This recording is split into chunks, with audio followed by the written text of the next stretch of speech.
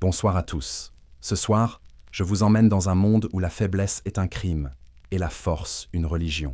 Un monde qui ne connaissait ni la pitié, ni la douceur, ni le repos.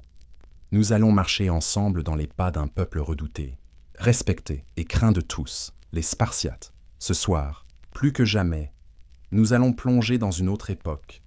Une époque où vivre était un combat.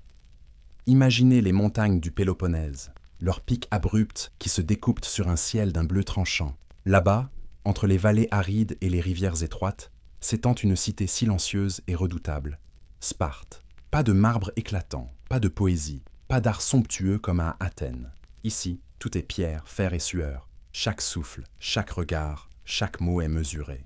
On n'élève pas d'enfants à Sparte, on forge des guerriers. Dans ce monde, la liberté n'existe pas. Seule compte la survie de la cité.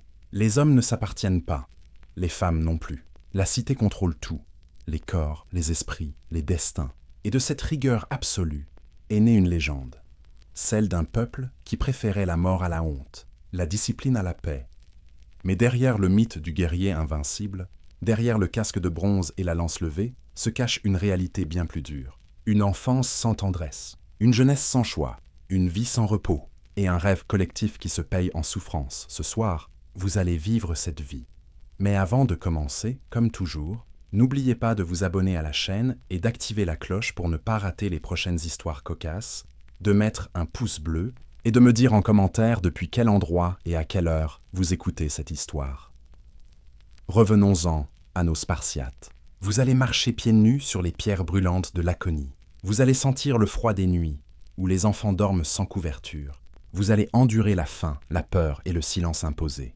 Et peut-être qu'alors, vous comprendrez pourquoi vous n'auriez pas tenu 5 minutes chez les Spartiates. Vous ouvrez les yeux sur un monde dur, silencieux, presque immobile. Ici, à Sparte, la vie ne vous appartient pas. Avant même que vous n'ayez poussé votre premier cri, d'autres ont décidé de votre sort. Vous n'êtes pas un enfant, pas encore une âme. Vous êtes une promesse ou une déception. Votre mère vient de vous mettre au monde dans une maison simple, faite de pierre et de terre séchée. Pas de chants, pas de pleurs de joie, pas de festin pour célébrer votre naissance. Elle vous regarde, essoufflée, le visage encore couvert de sueur, et déjà elle sait, ce n'est pas à elle de vous garder. Dans quelques heures, des hommes viendront, des vieillards sévères, les Gérousies, les anciens de la cité. Ils décideront si vous êtes digne de vivre. Sous leurs yeux impassibles, votre corps sera examiné. Vos membres, votre souffle, vos cris, le moindre signe de faiblesse, une jambe trop fine, un regard fuyant, un torse trop fragile. Et c'en est fini. L'enfant jugé imparfait est emporté, abandonné dans un ravin du mont Téguète, livré aux bêtes et aux dieux. Ainsi la cité se purifie. Ainsi, Sparte ne garde que les plus forts. Si vous respirez encore, c'est que vous avez passé l'épreuve. Mais ce n'est qu'un sursis, car désormais, votre vie appartient à la cité. Votre nom sera inscrit, mais votre destin ne dépendra plus de votre famille. Votre père, s'il est encore vivant, ne vous élèvera pas. Il vous regardera à distance, comme un soldat observe un autre soldat. À Sparte, il n'y a pas de tendresse paternelle. Les pères ne câlinent pas leurs fils, ils les préparent à souffrir. Votre mère, elle, vous serre une dernière fois contre elle, avant que ses bras ne soient vidés. Elle aussi a grandi ainsi. Et c'est sans une larme qu'elle vous laisse partir, car les femmes spartiates ont appris que pleurer est inutile. Elles savent que les enfants qu'elles mettent au monde ne leur appartiennent pas. Ce sont des instruments du destin. Elles ne vous souhaitent pas une vie douce, mais une mort glorieuse. Vous grandissez quelques années sous la garde des femmes de la cité, apprenant à marcher, à obéir, à vous taire. On vous enseigne déjà la sobriété, la retenue, la honte des émotions. Un mot, un geste de trop, et la punition tombe. Pas de cris, pas d'explication, seulement le regard froid d'un adulte qui rappelle que tout à Sparte se gagne dans la douleur. À 5 ans, vous commencez à comprendre la règle invisible. Ici, personne n'est libre, sauf la cité. Tout est mesure, tout est contrôle. Même les jeux ne sont que des exercices pour la guerre. Lancer, frapper, courir, endurer. Vous apprenez à ne pas réclamer à manger, à ne pas gémir quand le froid mord vos doigts, à ne pas répondre quand on vous insulte. La douleur devient un langage, la faim, une compagne fidèle. Mais au fond de vous, quelque chose se rebelle, une voix faible, une flamme qui refuse encore de s'éteindre. Parfois, Vous apercevez les collines de Laconie, les oliviers qui dansent sous le vent, la lumière dorée du soleil sur le Taïget. Et vous vous demandez si le monde entier vit ainsi. Peut-être qu'ailleurs, les enfants rient. Peut-être qu'ailleurs, on raconte des histoires avant de dormir. Mais ici, à Sparte, on ne vous apprend qu'à survivre. La cité vous observe, silencieuse, impitoyable. Les anciens disent que chaque Spartiate naît avec le devoir de défendre la patrie jusqu'à son dernier souffle. Et ce devoir, on vous l'impose avant même que vous sachiez parler. À 6 ans, déjà, on vous entraîne à marcher au pas, à tendre la main pour recevoir les coups sans broncher. Vous apprenez à tomber sans bruit, à serrer les dents, à regarder le sang couler sans détourner le regard. Chaque jour est une épreuve, chaque instant une leçon de fer. À la tombée du soir, les enfants se rassemblent parfois dans un coin de la cour commune. Ils se racontent des histoires, à voix basse, sur les héros de Sparte. Léonidas, Ménélas, les guerriers des Thermopyles. Vous écoutez, les yeux brillants. Et malgré la peur, une fierté étrange monte en vous. Vous comprenez que cette souffrance a un sens, qu'elle n'est pas vaine, qu'un jour, vous aussi, vous porterez le bouclier de la cité, et que ce jour-là, vous ne tremblerez pas. Mais pour l'instant, vous n'êtes encore qu'un enfant. Un enfant qui apprend à se taire, à endurer, à disparaître. Un enfant que la cité façonne, sans amour, sans faiblesse, sans pause. Et dans le silence des nuits spartiates, quand la lune éclaire les murs austères, vous sentez déjà le poids de ce destin qui ne vous laissera jamais de répit. Vous êtes né spartiate. Et à Sparte, on ne choisit pas de vivre. On choisit seulement de ne pas mourir. Le jour où tout bascule arrive plus tôt que vous ne le croyez. Un matin, on vient frapper à la porte de votre maison. Vous avez 7 ans. Votre mère ne pleure pas. Votre père ne parle pas. Les deux vous regardent avec ce mélange étrange de fierté et d'indifférence que seuls les Spartiates savent exprimer. Un homme entre, vêtu d'une tunique rouge terne, et prononce quelques mots simples. Il est temps. Vous ne savez pas ce que cela signifie vraiment, mais vous sentez déjà que l'enfance vient de se terminer. Sans un adieu, on vous conduit hors du foyer. Le vent souffle sur les collines, sec, poussiéreux, chargé d'odeurs de terre et de fer. Vous marchez derrière d'autres garçons du même âge. Certains tremblent, d'autres avancent la tête haute. Tous savent que désormais, vous appartenez à la cité, et à elle seule. La route vers votre nouveau monde est longue. Au loin, le mont Taïget domine le paysage comme un dieu silencieux. Sous sa protection, vous découvrez l'endroit où vous grandirez. Un ensemble austère de bâtiments en pierre, sans couleur, sans chaleur. Pas d'école telle que les Athéniens en ont. Ici, pas de lettres, pas de poésie, pas de philosophie. Ce lieu, c'est l'ombre d'un camp militaire. Là commence l'éducation spartiate. On vous dépouille aussitôt de tout ce que vous portez. Vos vêtements, vos souvenirs, votre identité. Vous devenez un numéro, un soldat en devenir. Les maîtres ne se présentent pas, ils aboient des ordres. Les plus lents sont frappés, les plus rapides aussi, pour que nul ne se sente épargné. Le message est clair, vous ne valez rien, pas encore. Il faudra le prouver, jour après jour, coup après coup. Vos journées s'étirent sans fin. Le matin, le froid vous réveille avant l'aube. Les dalles sont glacées et la brume s'infiltre jusque dans vos os. On vous aligne, torse nu, dans la cour centrale. L'instructeur passe entre les rangs, observant vos visages. Un froncement de sourcils, une expression de fatigue, et le bâton tombe. La douleur n'est pas une punition, c'est un langage. Elle enseigne l'obéissance, la retenue, la maîtrise. On vous apprend à parler peu, à marcher droit, à obéir sans hésiter. Les repas sont maigres, une soupe d'orge, du pain noir, un peu de fromage. La faim fait partie de la leçon. Elle aiguise les sens, dit-on. Quand la privation devient insupportable, vous apprenez à voler. Oui, voler. Car à Sparte, le vol n'est pas interdit. C'est se faire prendre qui est une honte. Celui qui est habile est félicité. Celui qui échoue reçoit 100 coups de fouet.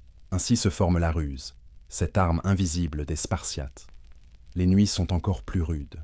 Pas de lit, seulement un tapis de roseaux que vous avez vous-même coupé au bord de l'Eurota. Pas de couverture. Le froid est un maître silencieux qui forge la résistance. Vous serrez les dents, vos doigts tremblent, mais personne ne bouge. Celui qui pleure ou grelotte trop fort est sorti dehors, nu, jusqu'à l'aube. Et quand le soleil revient, il doit remercier les dieux d'être encore en vie. Chaque jour, un nouvel exercice. Courir pieds nus sur les pierres, nager dans une eau glacée, soulever des blocs de pierre, grimper, chuter, se relever. Toujours se relever. On vous apprend à chanter en cadence, à battre le rythme des pas, à ne faire qu'un avec vos frères d'armes. Le mot frère devient sacré, car c'est à eux, et seulement à eux, que vous appartiendrez désormais. Vous commencez à comprendre que la cité vous a volé votre enfance pour une raison précise. Elle veut faire de vous une machine à obéir, une partie d'un tout, un rouage d'acier dans une armée parfaite. Et plus les jours passent, plus votre volonté s'érode. Les cris de l'instructeur deviennent votre respiration, la douleur votre horizon. Un soir, alors que vous marchez en file sous la lune, vous réalisez que vous ne pensez plus à votre mère. Vous ne pensez plus à rien. Vous êtes devenu ce que Sparte voulait. Un corps utile, un esprit silencieux, un soldat en préparation. Mais tout cela n'est encore qu'un commencement. Car à l'âge de 12 ans, votre véritable éducation commence. L'agogé. Là, la discipline devient religion. Vous devrez vivre dehors, vous nourrir de ce que vous trouverez, survivre par la ruse, apprendre à souffrir sans gémir. Certains meurent, d'autres disparaissent, et personne ne les pleure. Ceux qui restent sont appelés les enfants du fer. Vous serez l'un d'eux. Cette nuit-là, en regardant les braises faiblir, vous sentez votre regard changer. L'enfant en vous se tait. Un autre naît, plus dur, plus froid, plus déterminé. Vous n'êtes plus un fils, plus un élève, plus un enfant. Vous êtes désormais la propriété de Sparte. Et demain, quand vous reprendrez la marche au pas, le monde vous semblera plus petit, plus clair, plus simple. Obéir, survivre, servir. Le matin où vous entrez vraiment dans l'agogé, l'air a cette odeur de poussière froide qui pique les narines. Le soleil n'a pas encore dépassé la crête du Taïget et déjà la cour résonne du claquement sec des sandales et des ordres murmurés. Vous n'êtes pas seul. Autour de vous, des garçons de votre âge, le regard creusé, l'épaule maigre, les cheveux tondus courts, attendent alignés, les bras le long du corps, immobiles comme des pierres. Personne ne parle. À Sparte, le silence pèse plus lourd que la voix. Le silence est une armure. On vous sépare par groupe. Dorénavant, vous n'existez plus que par votre îlot, votre fraternité d'entraînement. Le maître passe devant chaque rang, jauge les tailles, les cicatrices déjà inscrites par la vie, l'étincelle d'obstination qui demeure dans les yeux. Il n'explique rien, il vous regarde seulement, comme un forgeron regarde le métal avant la forge. Vous comprenez très vite que l'agogé n'enseigne pas, elle transforme. Et pour transformer, elle brise. La journée commence par la course. Pieds nus sur des cailloux tranchants, le souffle court, la peau mordue par la rosée glacée. On court jusqu'à ce que les flancs brûlent, jusqu'à ce que les poumons grattent comme de la laine rêche. Si l'un de vous ralentit, le groupe tout entier est puni. La douleur devient indivisible. La faute d'un seul devient la honte de tous. Ainsi se fabrique l'esprit de la phalange. Un corps, une respiration, une volonté. Vous apprenez à regarder du coin de l'œil la foulée de votre voisin, à régler votre cadence sur la sienne, à avaler votre fierté pour sauver la cohésion. Viennent ensuite les exercices d'endurance. On vous fait tenir des pierres au-dessus de la tête jusqu'à ce que les bras tremblent et que tout l'intérieur se mette à brûler comme une braise. On vous fait rester immobile, agenouillé, les reins en feu, le menton haut, le regard posé au loin sur une ligne imaginée. Celui qui bouge perd, celui qui gémit perd, celui qui tombe apprend à se relever sans bruit. Parce qu'à Sparte, la chute n'est pas un échec, mais une consigne. Tomber, se relever, recommencer. Les maîtres ne commentent pas. Ils notent, retiennent et recommencent demain.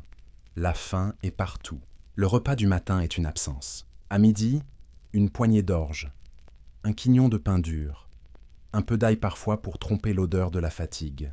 Vous apprenez à faire durer, à mâcher lentement, à boire une gorgée d'eau comme on reçoit une faveur. L'agogé vous apprend à voler, et cette phrase au début vous semble un mensonge, jusqu'au jour où l'on vous jette au milieu des jarres et des maigres paniers de la réserve, et que l'on vous ordonne de sortir avec plus que ce que vous aviez. Si vous réussissez, le regard du maître ne change pas. Si vous échouez, le fouet parle. Vous découvrez que l'intelligence n'est pas la ruse honteuse des lâches, mais une vertu guerrière. Anticiper, voir, détourner l'œil de l'adversaire, saisir l'instant qui ne revient pas. La langue, elle aussi, est surveillée. À chaque question, on vous impose la brièveté, la précision, presque l'énigme. Répondre longuement, c'est étaler sa faiblesse. On vous apprend à viser juste avec les mots comme on vise avec la lance. Dire peu, dire vrai, dire droit. Les maîtres posent parfois un problème simple avec la cruauté des hommes qui savent tout placer le couteau. Si vous répondez trop vite, la punition tombe. Si vous restez muet, elle tombe aussi. Leçon invisible. Ne pas parler pour sortir de la gêne. Parler pour agir. Les après-midi appartiennent au coup. On vous met face à face par paire, torse nu, main nue, peau contre peau. Les premières fois, c'est un vertige. Le monde se rétrécit au souffle râpeux de l'autre, à l'odeur de poussière et de sueur, au bruit sourd des chocs. Très vite, le corps apprend tout seul. Les muscles adoptent un rythme nouveau. Les pieds cherchent naturellement l'appui. Les yeux, sans qu'on vous l'ait dit, ne quittent plus jamais la ligne des épaules et des hanches, là où naît le mouvement. Vous découvrez la sensation d'un équilibre qui vacille et se rétablit d'un rien. L'art de ne pas tomber et, si l'on tombe, de décider comment. La violence devient une grammaire. Quand les poings vous ont fait comprendre votre taille réelle, la lance arrive. Le bois râpe la paume, la pointe émoussée pèse comme un ordre. On vous apprend à tenir la ligne, à tendre le bras sans perdre l'épaule, à faire glisser votre poids du talon à la plante, comme une vague qui avance. La lance n'est pas une arme individuelle. Elle n'existe que par sa place dans la forêt des lances, par l'intervalle qu'elle ferme entre deux hommes. La phalange commence ici, dans cette répétition sèche qui use les nerfs et polit la volonté. Vous apprenez que votre survie dépend du bouclier de gauche plus que de votre courage. Et lentement, naît en vous une loyauté plus forte que la peur. Le soir, on vous laisse rarement vous reposer. Les maîtres aiment cette heure où la fatigue ouvre des brèches dans l'âme. Ils y glissent des épreuves étranges, traverser la cour les yeux bandés, retrouver un objet caché en se guidant au bruit des torches, rester immobile dans l'ombre, pendant qu'un autre vous frôle d'un bâton à hauteur du visage. Non pour vous briser, mais pour affûter la présence, l'attention, l'écoute du monde quand il ne dit rien. Dans ces exercices sans gloire, vous comprenez que la bravoure n'est qu'une façade. L'endurance, elle, est la vertu qui sauve. Parfois, il pleut. Une pluie fine qui transforme la cour en terre lourde et collante. Les maîtres ne renoncent pas. Vous glissez, vous retombez, vous vous redressez, jusqu'à ce que la boue vous peigne comme une seconde peau. Le froid s'infiltre, ronge les os. L'haleine blanche s'arrache de la bouche en petits nuages. Alors un chant monte, rauque, venu du fond de la poitrine. Pas un chant pour embellir la peine, un chant pour compter le temps, donner un cadre à ce qui n'en a pas. Le rythme prend en charge ce que la volonté ne peut plus tenir. Le groupe, encore une fois, sauve l'individu. Vous commencez aussi à connaître les visages. Celui qui sourit quand la punition tombe sur lui, non par bravade, mais pour défier le découragement. Celui qui serre les lèvres jusqu'au sang pour empêcher le cri de passer. Celui qui, quand vous vacillez, décale imperceptiblement son épaule sous la vôtre. Vous n'êtes pas amis au sens où les autres Grecs l'entendent. Vous êtes du même bois, taillés pour la même porte étroite. Survivre ensemble ou s'effondrer séparément. La fraternité spartiate n'a pas de mots. Elle a des gestes. On vous enseigne aussi l'insulte retenue, l'humiliation domestiquée. Un maître vous choisit comme cible un jour et vous suit de son ironie froide pendant 1 heure, une journée, une semaine. Pas pour vous détruire, mais pour vous obliger à rencontrer en vous la zone qui ne cède pas. Vous découvrez que la honte, si on la laisse gouverner, brûle plus que les coups. Alors vous apprenez la modestie d'acier, ne pas répondre, ne pas plier, ne pas gonfler la poitrine non plus. Être là, simplement, droit, présent, inentamable. La nuit, vous dormez sur des feuilles de roseau que vous avez volées vous-même, liées avec des brins de myrte pour tromper la vigilance des surveillants. Vous apprenez la géographie des ombres, la carte des planches qui grincent, le bruit des pas que l'on reconnaît sans voir. Tout devient utile. Un coin de mur un peu plus large qui cache un morceau de pain, une tuile disjointe qui protège de la pluie, la chaleur résiduelle d'une pierre réchauffée au feu qui apaise les courbatures. Sparte vous enseigne à lire le monde non avec les yeux, mais avec la peau. Vient enfin la discipline des cicatrices. On ne les montre pas, on les classe, on les oublie. Chaque morsure dans la chair est un rappel. Non pas un trophée, mais une consigne. Souviens-toi du point faible. On vous fait répéter un mouvement jusqu'à ce que le muscle, épuisé, tremble, puis refuse.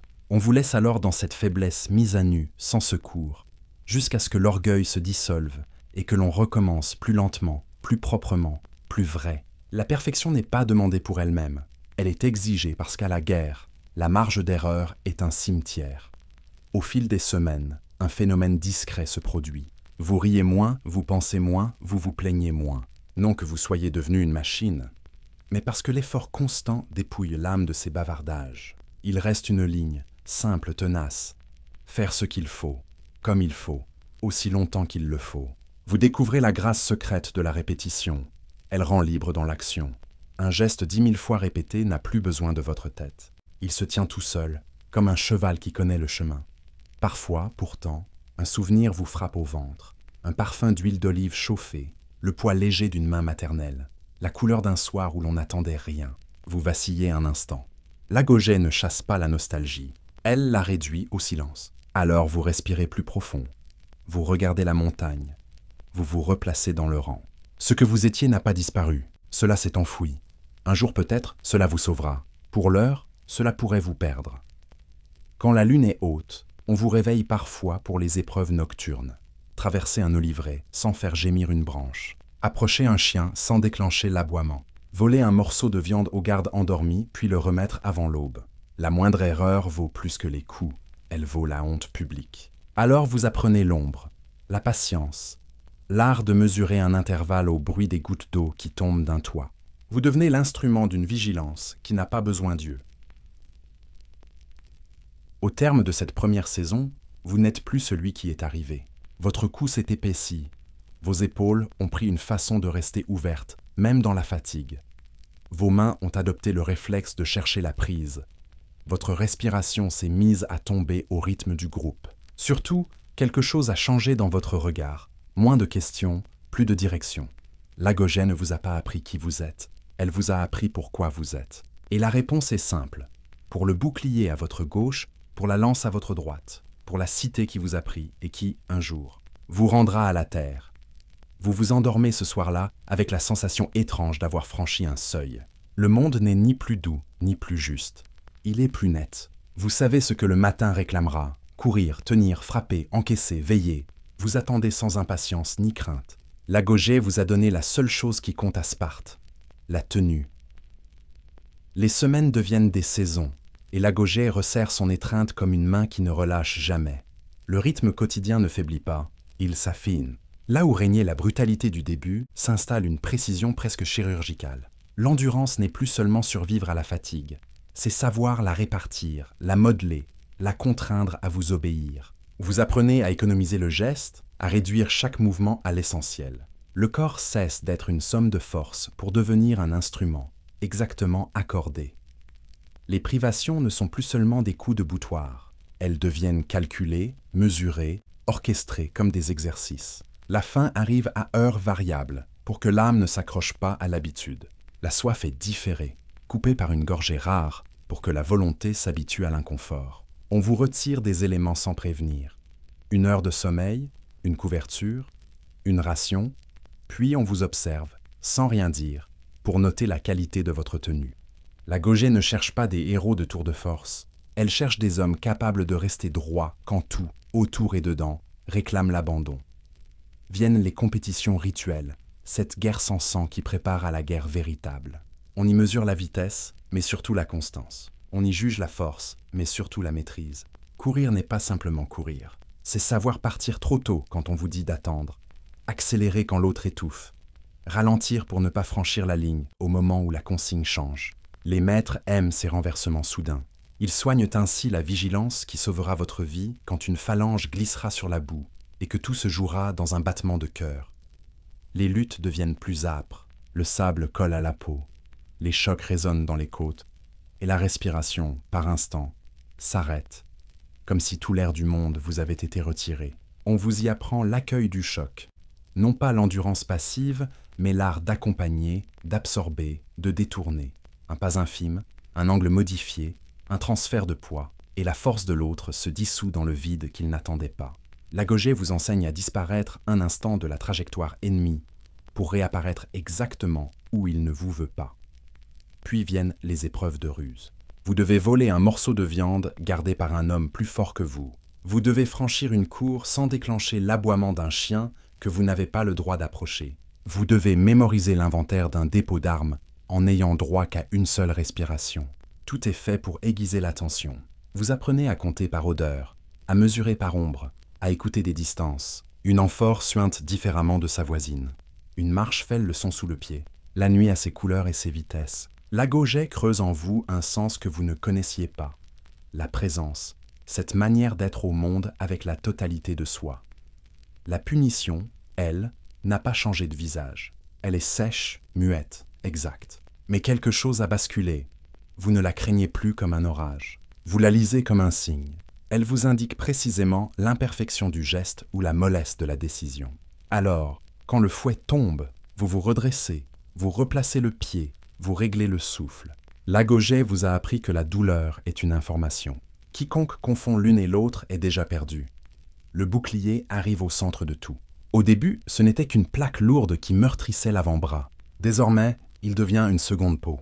On vous apprend à le tenir légèrement, à le faire glisser, à l'incliner d'un cheveu pour que la lance adverse dévie et que votre flanc reste clos. Le haut-plomb n'est pas un rempart, c'est une charnière. Sa fonction n'est pas de protéger votre chair, mais d'empêcher l'ennemi d'ouvrir la ligne. Vous intégrez cette vérité que tout Spartiate porte sous la peau. Votre vie ne compte qu'à travers le bouclier. Quiconque le jette, jette la cité avec lui.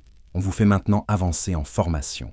Au son d'un holo lointain, la phalange se met en route. Vous ne voyez plus que le dos du frère devant vous, le bord du bouclier à gauche, l'éclair de la pointe à droite. Le monde se réduit à cet étroit corridor d'acier et de cuir, où le pas, la voix et la respiration doivent tomber ensemble. C'est ici que meurent les orgueils. La force individuelle n'a plus de place, la peur individuelle non plus. Le courage se mesure à la qualité du pas, à la fermeté du bras, à la précision du silence. Pour la première fois, vous sentez dans votre chair ce que veut dire « faire un ». La phalange n'est pas une troupe, c'est un organisme. Vous en êtes la cellule. Pour éprouver cet organisme, on vous lance dans des combats encadrés. Les maîtres vous opposent à d'autres groupes, masquent des fosses, arrosent de boue la bande de terrain, lâchent au milieu un animal pour briser la régularité. Rien n'est propre. Les lances glissent, les boucliers cognent, des pieds trébuchent, des torses s'ouvrent à l'air tranchant. Il n'y a pas de gloire dans ces mêlées. Il n'y a que le travail millimétré d'une volonté commune qui, quoi qu'il arrive, se remet dans l'axe. Le seul cri autorisé est celui qui donne un ordre simple. Tout le reste appartient au couard. Viennent les longues marches. Elles sont sans éclat, sans horizon. Des heures entières à dérouler la jambe, à garder la tête haute, à laisser derrière soi une poussière fine qui colle à la langue. La chaleur fait vaciller la vue. La peau se fendille au sel. Les épaules coupent sous le cuir mouillé. C'est là que vous comprenez une autre vérité spartiate. La bravoure n'est rien si elle n'a pas de fond. Et ce fond, c'est la constance. Chaque pas a la même importance que l'estoc final, parce que sans lui, l'estoc n'existe pas. La nuit, on vous éprouve par des franchissements silencieux. Traverser un ruisseau sans briser la peau de l'eau. Gravir une pente de cailloux sans déclencher de chute. Approcher un feu sans que sa lumière vous prenne. Dans les oliviers, les hiboux vous regardent passer, impassibles. Vous tenez le souffle, vous vous faites ombre, vous devenez pierre, vous redevenez vent. L'agogé vous apprend que la force n'est pas un bloc, mais une suite de métamorphoses. Un Spartiate solide doit savoir être souple.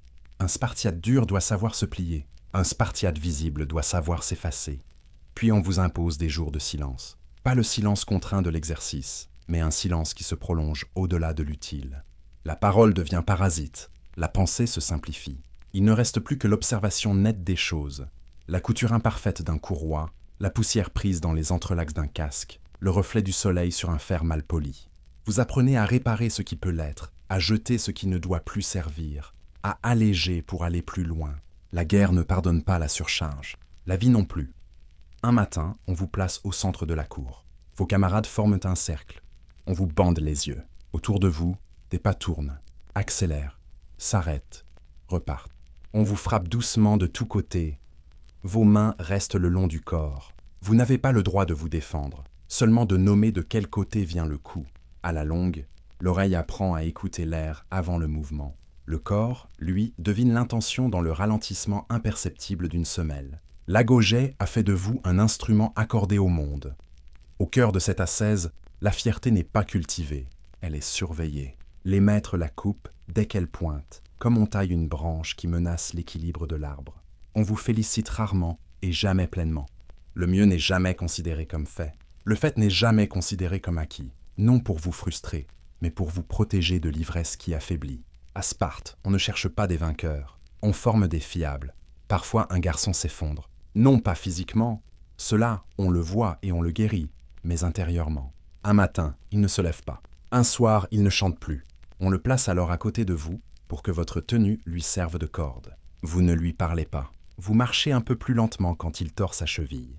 Vous posez votre bouclier un peu plus lourdement quand sa main tremble. L'agogé vous apprend la charité spartiate. Elle ne console pas, elle soutient, elle ne plaint pas, elle redresse. Ainsi naît cette fraternité qui n'a pas besoin de mots. Vers la fin de la formation, une sélection s'opère, sans trompette ni fanfare. On ne vous la nomme pas. On disperse simplement vos groupes, on redistribue les places dans la ligne. Vous sentez que les maîtres ont vu ce qui devait être vu. Ils ont noté la manière dont votre regard se pose, dont votre main se ferme, dont votre pied se place au 3e pas d'une montée. Désormais, vous appartenez au rang qui vous ressemble. Les meilleurs ne paradent pas, ils s'alignent. Les plus lents n'ont pas honte, ils redoublent. Dans ce tri silencieux, il n'y a ni humiliation ni vanité. Il y a la vérité. Un soir, la lune se lève sur l'Eurotas et vous vous voyez, vous, tel que l'agogé vous a fait, plus mince, plus dense, plus calme. La peur n'a pas disparu. Elle s'est rangée derrière vous. La douleur n'a pas cessé. Elle est devenue monnaie courante. Le monde n'est pas plus doux. Il est maniable. Vous savez que si l'on vous place demain dans une phalange, vous n'ouvrirez pas la ligne. Vous savez que si l'on vous prive de pain, vous marcherez quand même. Vous savez que si l'on vous insulte, vous ne répondrez pas. L'agogé vous a donné la chose la plus rare, la discipline intérieure. Alors, sans un mot, vous rangez votre bouclier, vous couchez votre lance, vous déposez votre casque au pied d'un mur, et vous laissez le sommeil vous prendre comme une récompense simple. Vous ne rêvez pas de victoire. Vous rêvez d'un pas juste, d'une ligne tenue, d'un matin sans faute. À Sparte, c'est cela, la paix. Vous êtes né à Sparte, mais vous n'êtes pas un homme. Et pourtant, ici, être femme ne signifie pas être effacée. Dans le monde que vous habitez, les femmes ne sont pas des ombres derrière les murs. Elles sont les colonnes mêmes de la cité. Car sans vous, la cité tomberait. Sans vous, les fils ne seraient pas des guerriers. Les terres ne seraient pas labourées. Les serments n'auraient pas de poids. Votre corps, votre esprit, vos mots mêmes, tout participe à l'équilibre du fer et du silence spartiate. Votre éducation n'a rien de la douceur qu'on imagine ailleurs en Grèce. Pas d'aiguille, pas de tissage, pas de chant languissant. Votre enfance est celle de la poussière, de la course, de la corde tendue. Dès que vos jambes peuvent courir, on vous entraîne à la lutte, au lancer du disque, au javelot, à la course à pied. Votre souffle doit être long, votre dos droit, vos bras durs. On vous répète que des femmes faibles ne peuvent enfanter que des fils faibles. Et ici, donner la vie n'est pas un acte tendre, c'est un acte militaire. Chaque matin, avant même que le soleil n'illumine le taillet, vous vous lavez dans l'eau froide et vous entonnez des chants pour la cité. Les instructrices observent, corrigent, ordonnent. Une jambe trop molle, un geste trop lent, une voix trop douce. Tout est repris, redressé. Votre formation n'a qu'un but, la force intérieure. Non pour combattre, mais pour ne jamais plier. À Sparte, l'endurance féminine est celle du roc, non du bouclier. Silencieuse, continue, inébranlable. On vous apprend à parler vrai, à regarder droit dans les yeux, à ne pas baisser la tête. Les hommes d'Athènes vous considéreraient insolente. Ici, c'est une vertu. Car un homme qui part à la guerre doit savoir qu'il laisse derrière lui une parole ferme, un foyer solide, une épouse capable de tenir son regard sans trembler. Votre franchise devient légendaire. On dira plus tard que les Spartiates sont les seules femmes de Grèce à avoir des opinions et le courage de les exprimer. Mais vous ne parlez jamais pour plaire, vous parlez pour dire ce qui doit être dit. Et quand vous parlez, même les hommes se taisent. Votre enfance se déroule dans un monde où la fierté est un devoir civique. Vous apprenez que le corps n'est pas à cacher, mais à honorer, qu'il est le miroir de la cité. Vous dansez nu lors des fêtes religieuses, non par provocation, mais parce qu'à Sparte, la beauté physique est un hommage à l'ordre du monde. Les muscles tendus, la peau hâlée, les cris des garçons mêlés aux vôtres dans les compétitions, tout cela forge un peuple qui ne sépare pas le féminin du courage. Vos mères vous observent sans indulgence. Elles ont le visage fermé, la voix sèche, la main juste. Elles ne vous bercent pas de promesses, elles vous transmettent des maximes. Que tes bras soient forts pour ton enfant, disent-elles, car il portera un jour un bouclier. Rappelle-toi, ton mari doit revenir avec son bouclier, ou sur son bouclier. Aucune larme dans leurs yeux, aucune caresse inutile. Elles vous apprennent la pudeur des sentiments. Non celle qui cache, mais celle qui retient pour ne pas fragiliser. Vous grandissez parmi les garçons. Jusqu'à 12 ans, vous courez, sautez, luttez avec eux. Vous apprenez les mêmes chants, les mêmes hymnes à la cité, les mêmes serments. Et lorsque la puberté arrive, la séparation est nette mais non humiliante. Les garçons partent à la Gaugée, vous restez, mais la rigueur demeure la même. Vous n'avez pas la guerre, vous avez la terre. Et Sparte compte sur vous pour qu'elle vive. L'agriculture, ici, n'est pas manuelle. Les ilotes, les esclaves, la portent sur leur dos. Mais c'est vous qui surveillez, qui comptez, qui exigez. La gestion du domaine familial est une affaire d'autorité. Vous tenez les registres, répartissez les grains, ordonnez les semailles, contrôlez les récoltes. Vous apprenez les mathématiques rudimentaires, non pour la beauté des chiffres, mais pour le contrôle des biens. Les autres cités méprisent les femmes d'affaires. Sparte les vénère. Sans votre sens de la mesure, les hoplites n'auraient pas de blé. Quand vient le soir, la cité se couvre d'un silence d'acier. Les torches brûlent lentement dans les cours. Les silhouettes s'effacent dans les ombres. Vous vous asseyez sur le seuil, les genoux couverts d'une peau, et vous regardez les étoiles. Les montagnes semblent plus hautes, le vent plus clair. Vous songez aux garçons qui, là-haut, s'endurcissent dans la Gaugée. Parmi eux se trouve peut-être votre futur mari, votre frère, votre fils. À Sparte, ces distinctions comptent peu. Tous appartiennent à la cité avant de vous appartenir. Le lendemain, vous reprenez vos exercices. La course, la lutte, les chants. L'instructrice vous corrige encore. Plus fort. Vous sentez vos muscles brûler, vos pieds glisser sur la poussière, vos poumons chercher l'air. Mais vous tenez, toujours. Le corps féminin, ici, est une flamme que l'on entretient pour qu'elle brûle longtemps, pas pour qu'elle éclate. La douleur est tolérée, non subie, et peu à peu, elle se transforme en une forme d'orgueil. L'orgueil d'être utile, nécessaire, digne de la cité. Dans vos jeux d'enfants, vous imitez les hommes au combat. Vous formez des cercles, des fils, vous chantez les mêmes hymnes martiaux. Chaque cri, chaque pas, chaque mouvement est un écho de la phalange. Vous apprenez à lancer une lance, non pour tuer, mais pour savoir viser. Vous apprenez à courir longtemps, non pour fuir, mais pour durer. Vos corps deviennent le miroir tranquille de la discipline masculine. Sans vous, la cité n'aurait pas d'équilibre. Les étrangers, quand ils visitent Sparte, détournent parfois les yeux.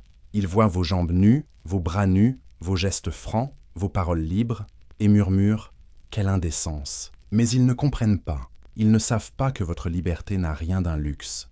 Elle est un devoir. La cité ne vous concède pas cette liberté.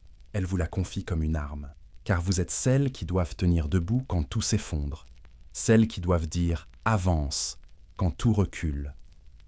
Les poètes des autres cités chantent l'amour, les vôtres chantent la loi, et pourtant, dans ce monde de pierre, un sentiment discret circule, la fierté d'exister sans crainte. La vie spartiate ne vous promet ni douceur ni répit, mais elle vous accorde une chose rare, la dignité. Vous n'êtes pas cachée, ni soumise, ni silencieuse.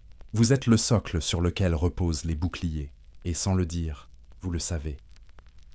Quand vient le soir du grand festival, celui qui unit la cité entière, hommes et femmes, jeunes et vieux, vous sentez dans l'air cette fierté muette. Les torches s'allument, les chants s'élèvent. Les garçons de la Gaugée paradent, leurs muscles luisent, leur visage reste ferme. Et vous, vous dansez, pieds nus dans la poussière, la tête haute, les yeux levés vers les flammes. Le rythme du tambour vous traverse. Vous sentez le cœur de Sparte battre en cadence sous votre peau. C'est ce soir-là, sans qu'on vous le dise, que vous devenez vraiment une femme spartiate. Pas par naissance, mais par choix. Vous avez quitté la Gaugée. Vous avez survécu à l'enfance et à la rigueur. Vous avez prouvé que votre souffle pouvait durer, que votre regard ne se détournait pas, que votre pas restait stable même dans la poussière et la faim. Vous voilà maintenant soldat de Sparte, un hoplite, un maillon de la phalange, une cellule du corps collectif qui fait trembler la Grèce entière. On ne vous donne pas de jour de gloire. Aucune cérémonie ne marque cette entrée dans le monde des armes. Un matin simplement, on vous tend votre bouclier, votre lance et votre cuirasse, et le chef du camp vous indique votre place dans la rangée. C'est tout. Le reste, vous devrez le mériter. Le camp spartiate ne ressemble pas à ceux des autres cités. Il n'est pas fait pour le confort, mais pour la permanence. Une vaste plaine battue par le vent, ponctuée de tentes sombres, de foyers bas, de râteliers de bronze. Rien ne dépasse, rien ne brille, rien n'invite au repos. Chaque pierre semble taillée par la même main, celle du devoir. Dès l'aube, la journée commence par le silence. Le vent glisse entre les tentes, Les corps se lèvent ensemble, ajustent leur tunique, attachent les sangles du cuir, serrent les cuissards. Aucun cri, aucun rire. Les ordres se donnent du regard ou d'un signe. Car à Sparte, parler est un luxe, l'efficacité, une religion. Vous mangez un pain noirci par la cendre, buvez une eau tiédie par la nuit, puis le son grave de l'holos s'élève, et tout le camp se met en mouvement. Vous apprenez vite que la phalange ne pardonne aucune dissonance. Le pas du voisin devient le vôtre. Son souffle rythme le vôtre. Son erreur devient votre perte. La ligne doit avancer d'un seul mouvement, comme une bête à 100 têtes. La moindre hésitation ouvre une faille. La moindre peur fait éclater l'unité. Alors, tout votre apprentissage consiste à devenir invisible dans le groupe, à vous dissoudre dans la cohérence du tout. Vous marchez, longtemps, parfois sous la pluie, parfois sous un soleil qui brûle les paupières. Vos sandales s'usent, vos pieds saignent. Mais on ne s'arrête pas. Les maîtres répètent que la marche est l'arme des vivants et la tombe des faibles. Alors vous avancez, et chaque pas efface un peu plus ce qui restait de l'enfant que vous étiez. Les repas sont maigres et identiques. Un brouet noir fait de sang, de vinaigre et de farine d'orge. Ailleurs, on se moque de ce mets spartiate. Ici, on le vénère, car il vous rappelle que la cité ne nourrit pas ses soldats de plaisir, mais de nécessité. Manger, c'est survivre, non jouir. Vous apprenez à vous contenter de peu, à apprécier la morsure du sel et le goût métallique du fer. Dans le camp, tout est hiérarchisé. Les anciens commandent, les jeunes obéissent. Mais cette obéissance n'est pas servile, elle est fraternelle. Chacun veille sur celui qui le suit et respecte celui qui le précède. Les ordres sont courts, les gestes précis, la discipline absolue. Et peu à peu, de cette rigueur naît une chaleur étrange. La fraternité spartiate. Elle ne s'exprime ni par des mots, ni par des accolades. Elle se dit dans un regard, dans la main qui relève un frère tombé, dans le bouclier qu'on avance un peu plus pour couvrir son flanc. C'est une solidarité muette, forgée par le danger partagé. Quand vous sentez l'épaule du camarade frôler la vôtre, quand vos pas tombent au même rythme, vous savez que vous n'êtes plus seul. À Sparte, le lien d'amitié est un contrat sacré. Il se signe avec la sueur, parfois avec le sang. Le soir, après les exercices, le camp retrouve son ordre. Les torches s'alignent, les boucliers sont accrochés, les lances posées, les corps s'assoient autour du feu. On chante. Des chants graves, lents, qui racontent les batailles passées et celles à venir. Les voix s'unissent, sans harmonie, mais avec puissance. Chaque note semble frapper la terre comme une promesse. Vous chantez pour ne pas oublier que demain peut être le dernier jour. Et dans ce cœur, vos voix ne sont plus des voix. Elles sont la respiration de la cité. Les nuits sont froides et courtes. Vous dormez sur le sol, sans matelas ni couverture. Votre armure devient oreiller, votre manteau votre toit. Les rêves sont rares, hachés par les appels de garde. Et quand vient le tour de votre veille, vous fixez l'horizon, l'oreille tendue, les doigts serrés sur la hampe de votre lance. Chaque bruissement peut être une menace, chaque souffle un signe. Mais dans cette vigilance, quelque chose naît, une paix intérieure. La peur se transforme en attention, l'attente en discipline. C'est cela, être spartiate, transformer chaque faiblesse en outil. La journée suivante reprend le cycle. Course, lutte, endurance, manœuvre, chaque corps doit être un rouage parfaitement huilé. Les instructeurs observent sans un mot, punissent d'un regard. Un retard, un geste mal exécuté, et la punition tombe. Coup, corvée, privation. Mais vous apprenez à ne plus les craindre. La punition n'est pas une honte, c'est un rappel, un ajustement du fer sur la meule. La phalange, on vous l'enseigne, est une symétrie sacrée. Chaque homme est le mur de son voisin. Le bouclier ne protège pas le porteur, mais celui à sa gauche. Ainsi, votre survie dépend du courage d'autrui, et la sienne du vôtre. C'est une leçon politique autant que militaire. La cité repose sur la responsabilité partagée. Abandonner votre poste serait trahir tout ce que Sparte incarne. Les anciens racontent parfois la bataille de Platée, ou celle de Thermopyle. Vous écoutez, fasciné, ces récits où quelques centaines d'hommes ont tenu tête à des armées entières. Ils ne parlent pas de gloire, ni de victoire, mais de tenue. Cette vertu simple qui consiste à ne jamais reculer, même quand tout semble perdu. Car à Sparte, on ne célèbre pas les conquérants, mais ceux qui tiennent à la ligne. Chaque jour, vous vous réveillez un peu plus spartiate, un peu moins homme. Votre individualité se dissout lentement, remplacée par une rigueur froide. Mais au fond, vous sentez aussi une chaleur nouvelle, celle d'appartenir à quelque chose de plus grand que vous. La cité n'est pas une abstraction. Elle respire à travers vos poumons, marche avec vos pas, se bat à travers vos bras. Vous êtes Sparte, et Sparte est en vous. Vous vivez maintenant pour la phalange. Votre existence entière est réduite à un rythme. Lever, entraînement, repas, marche, garde, sommeil. Chaque heure ressemble à la précédente. Chaque geste s'imprime dans votre chair jusqu'à devenir réflexe. Ce n'est plus votre esprit qui commande, c'est la cité qui agit à travers vous. Et dans cette soumission, paradoxalement, vous découvrez la vraie liberté, celle de ne plus douter.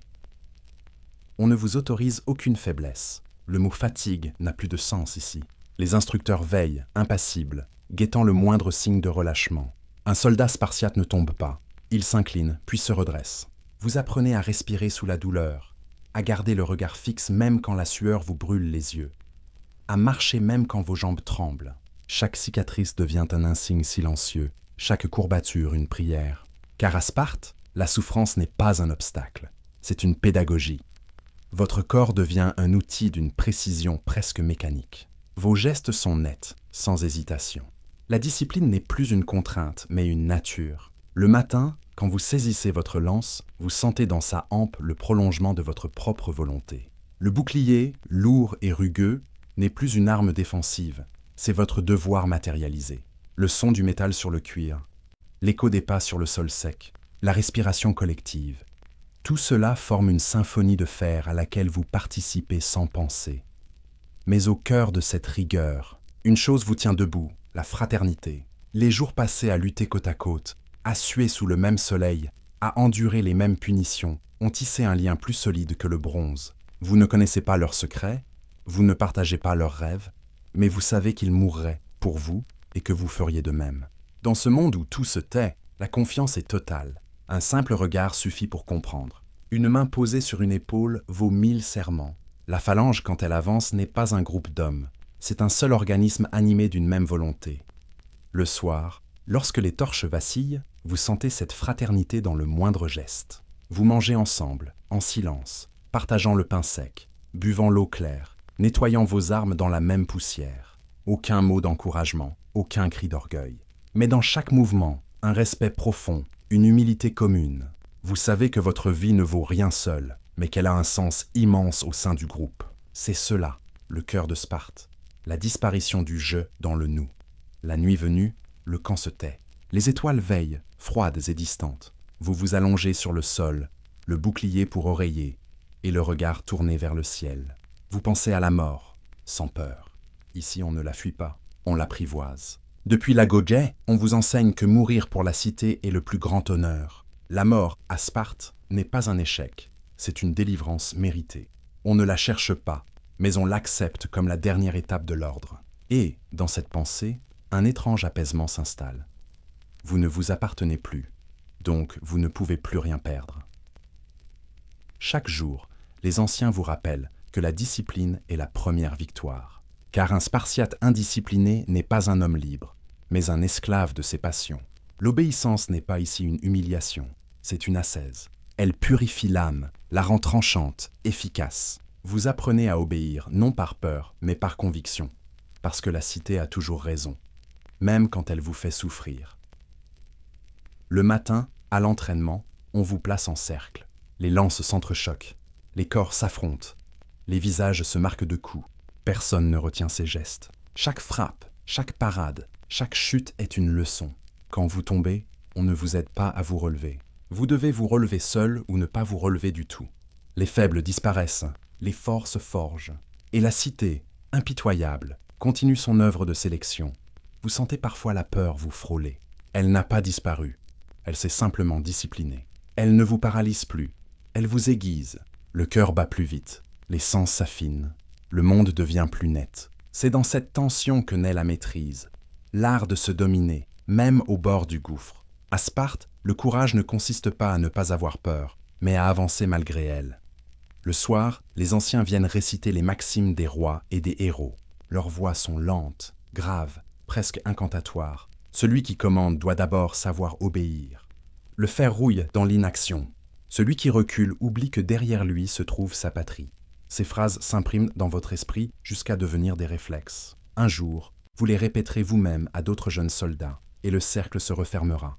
Un matin, on vous convoque. Vous alignez votre casque, votre lance, votre cuirasse. Vous vous tenez droit devant le commandant. Il vous regarde longuement, puis hoche la tête. Pas de discours, pas de félicitations, mais vous comprenez. Vous êtes prêt. Le lendemain, on vous place à la droite d'un ancien dans la phalange. Le son des tambours résonne dans la plaine. Le sol tremble sous les pas des rangs qui s'avancent. L'air est lourd, saturé de poussière et d'attente. Et quand la ligne se met en mouvement, vous sentez le monde changer. Votre bouclier heurte celui de votre frère. Vos pieds foulent la terre en cadence. Vous ne pensez plus à rien. Vous êtes la phalange. Vous êtes Sparte. Chaque pas, chaque souffle, chaque battement de cœur est un serment silencieux. Vous ne reculerez jamais. Vous mourrez debout, le regard droit, le bouclier levé. C'est ainsi que les dieux reconnaissent les leurs. Vous sentez l'aube peser comme un silence avant l'orage. La rosée colle à vos sandales. Le cuir de votre bouclier est humide. Vos doigts sentent le fer et la poussière. Depuis la nuit, les tambours résonnent au loin. Pas des cris de fête, non. Ceux du départ. Aujourd'hui, Sparte s'ébranle. Vous partez à la guerre.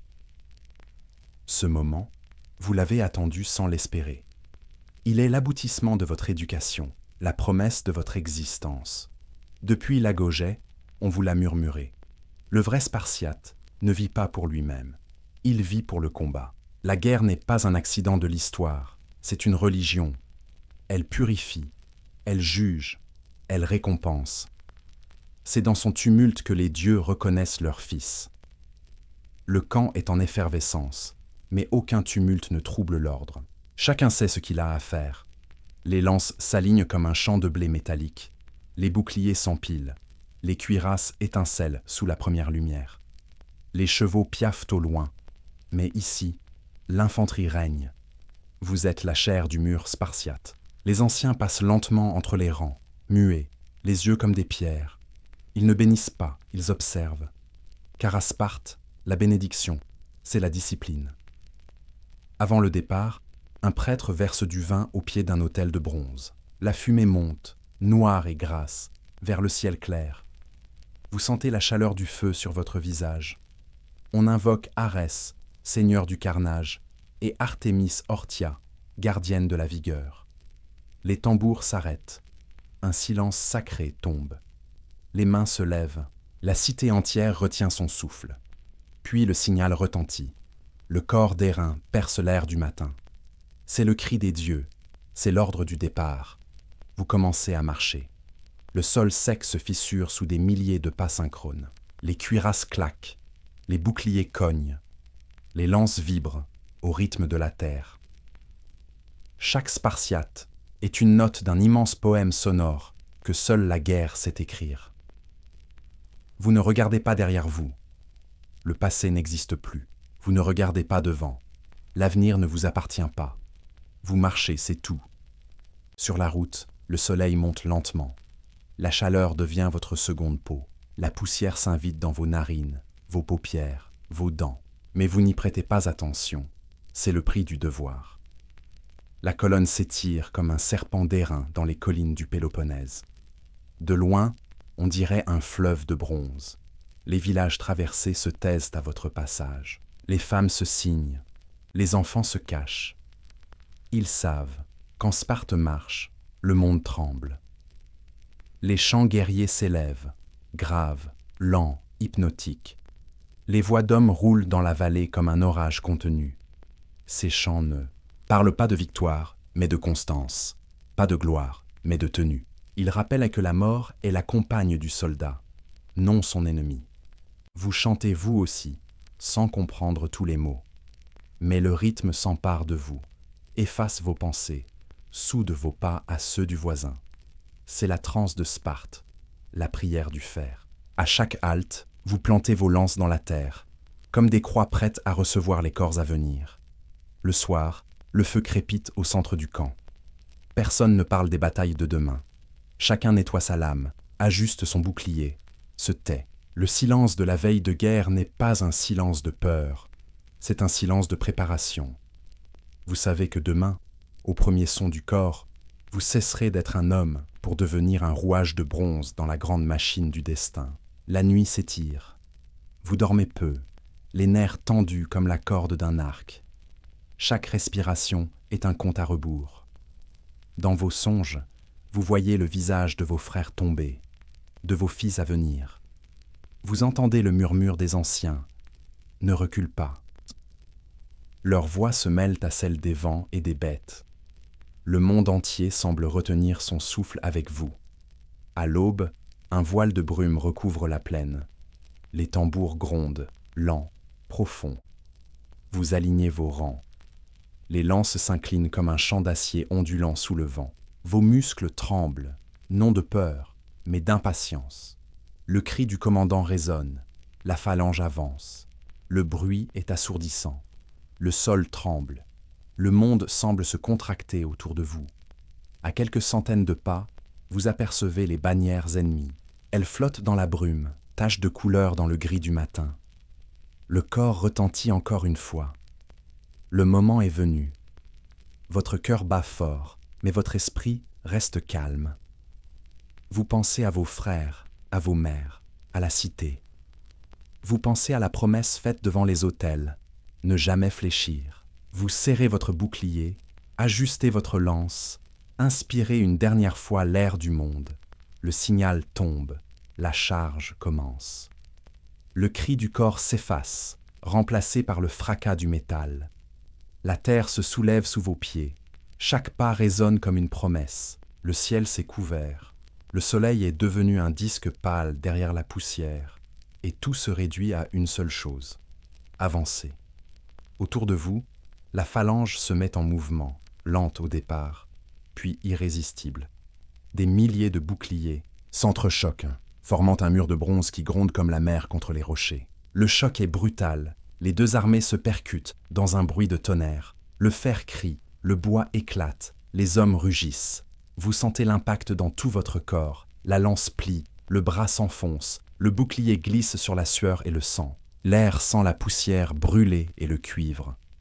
Vos oreilles bourdonnent, mais votre esprit demeure fixe. Tenir la ligne. C'est le seul mot d'ordre, le seul sens du monde. Tenir. Vous ne voyez plus le ciel, ni même vos ennemis. Il n'y a que la pression, le poids, les souffles, les cris étouffés. Vos sandales glissent sur le sol devenu boue. Vos genoux heurtent les cadavres déjà tombés. La bataille, vous le découvrez, n'est pas un champ d'honneur, mais une fosse. Et pourtant, dans cette fosse, Sparte respire. Chaque fois que vous poussez, le mur avance d'un pouce. Chaque fois qu'un frère tombe, un autre prend sa place.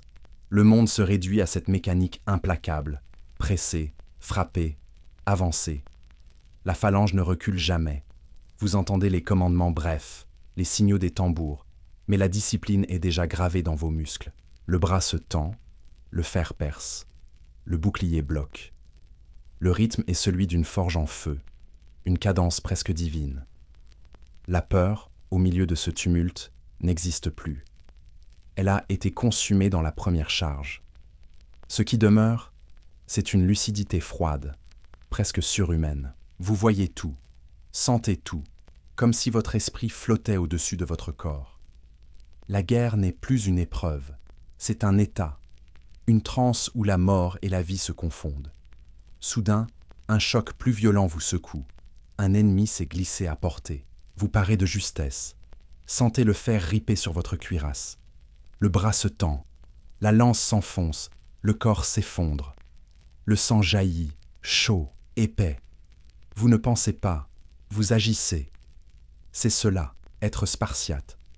Un mouvement pur, sans hésitation. Le dieu Arès, dit-on, marche dans vos pas, et dans le tumulte, vous croyez l'entendre rire. Le sol devient un lac de sang et de poussière. Les visages sont méconnaissables.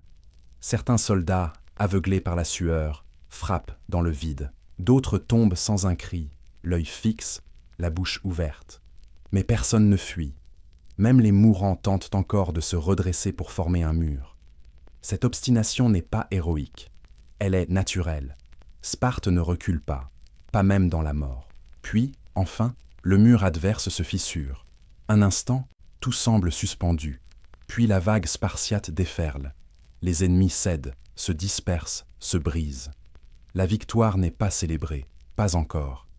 La phalange s'avance méthodiquement, écrasant les survivants, jusqu'à ce que plus rien ne bouge. Ce n'est pas la gloire qui vous saisit alors, mais une étrange fatigue, une torpeur dense. Vos bras tremblent, vos jambes fléchissent. Et dans ce chaos, une seule pensée émerge. Vous êtes encore debout. Le silence retombe. Un silence épais, collant, presque irréel. Vous entendez le vent pour la première fois depuis des heures. Il passe entre les lances, caresse les casques, sèche le sang sur vos joues. Le champ de bataille est jonché de corps, d'armes brisées, de boucliers renversés. Les corbeaux tournent déjà au-dessus de la plaine. La fumée des torches s'élève, droite, comme une prière muette. La guerre est finie, pour aujourd'hui. Vous vous agenouillez, posez la main sur la terre encore tiède. Sous vos doigts, la poussière et le sang se mêlent. Vous pensez à ceux qui ne rentreront pas, à ceux qui ont tenu jusqu'au bout, sans fléchir. Ils ne verront plus Sparte, mais Sparte vivra à travers eux.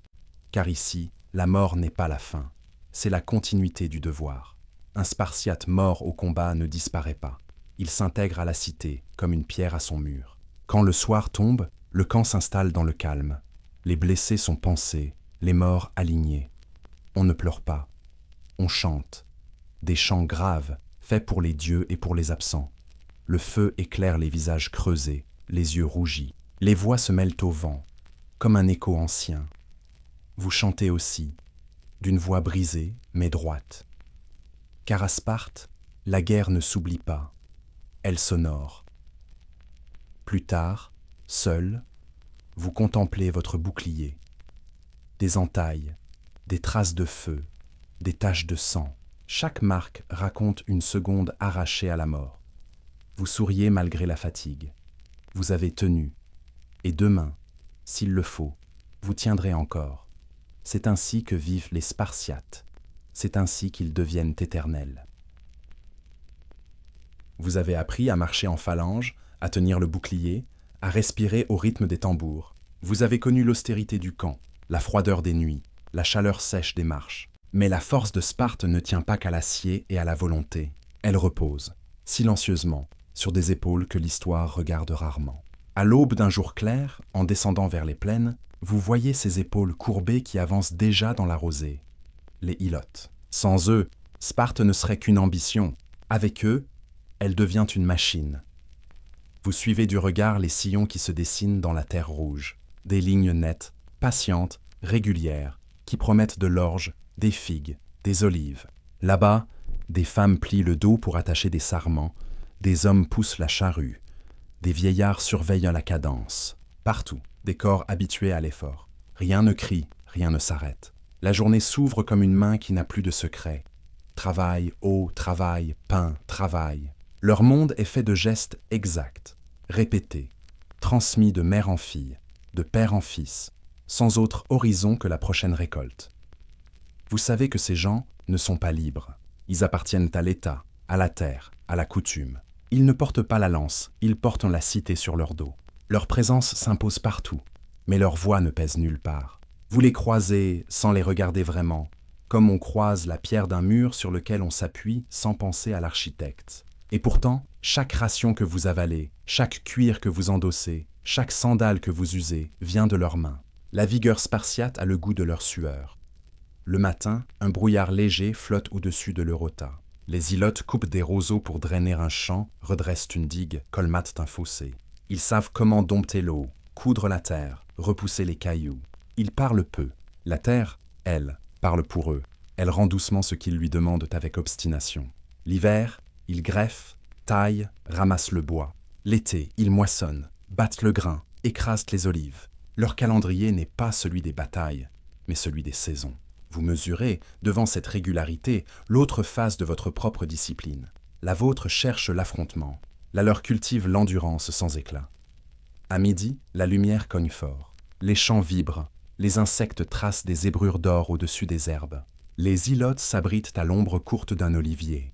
Un morceau d'orge, quelques olives, une gorgée d'eau tiède, et déjà les mains se remettent à l'ouvrage. Vous reconnaissez dans ces gestes l'économie qui est la vôtre au camp. Pas de mouvement inutile, pas de paroles superflues, pas d'énergie perdue. Ici aussi, la nécessité taille l'âme au plus près. Vous remarquez la façon dont ils se déplacent quand approche un surveillant, une raideur mesurée, une disponibilité sans servilité.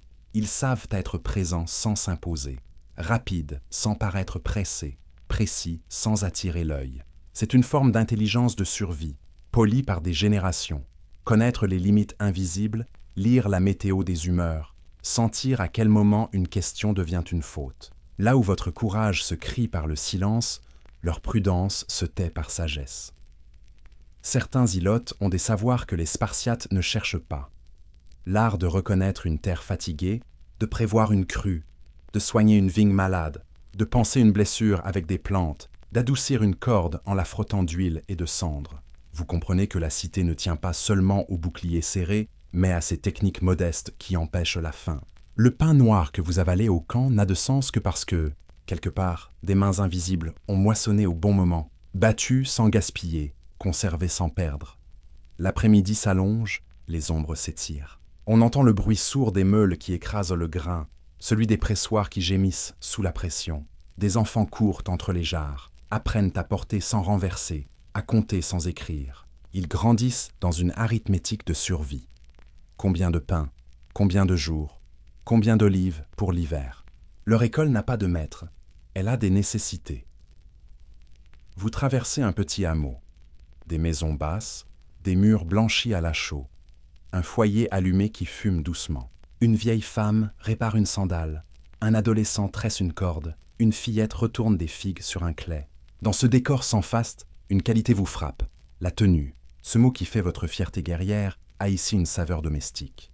Tenir une année sèche, tenir un hiver long, tenir un surveillant injuste, tenir un matin de plus. Ce courage-là ne se dit jamais, il persiste.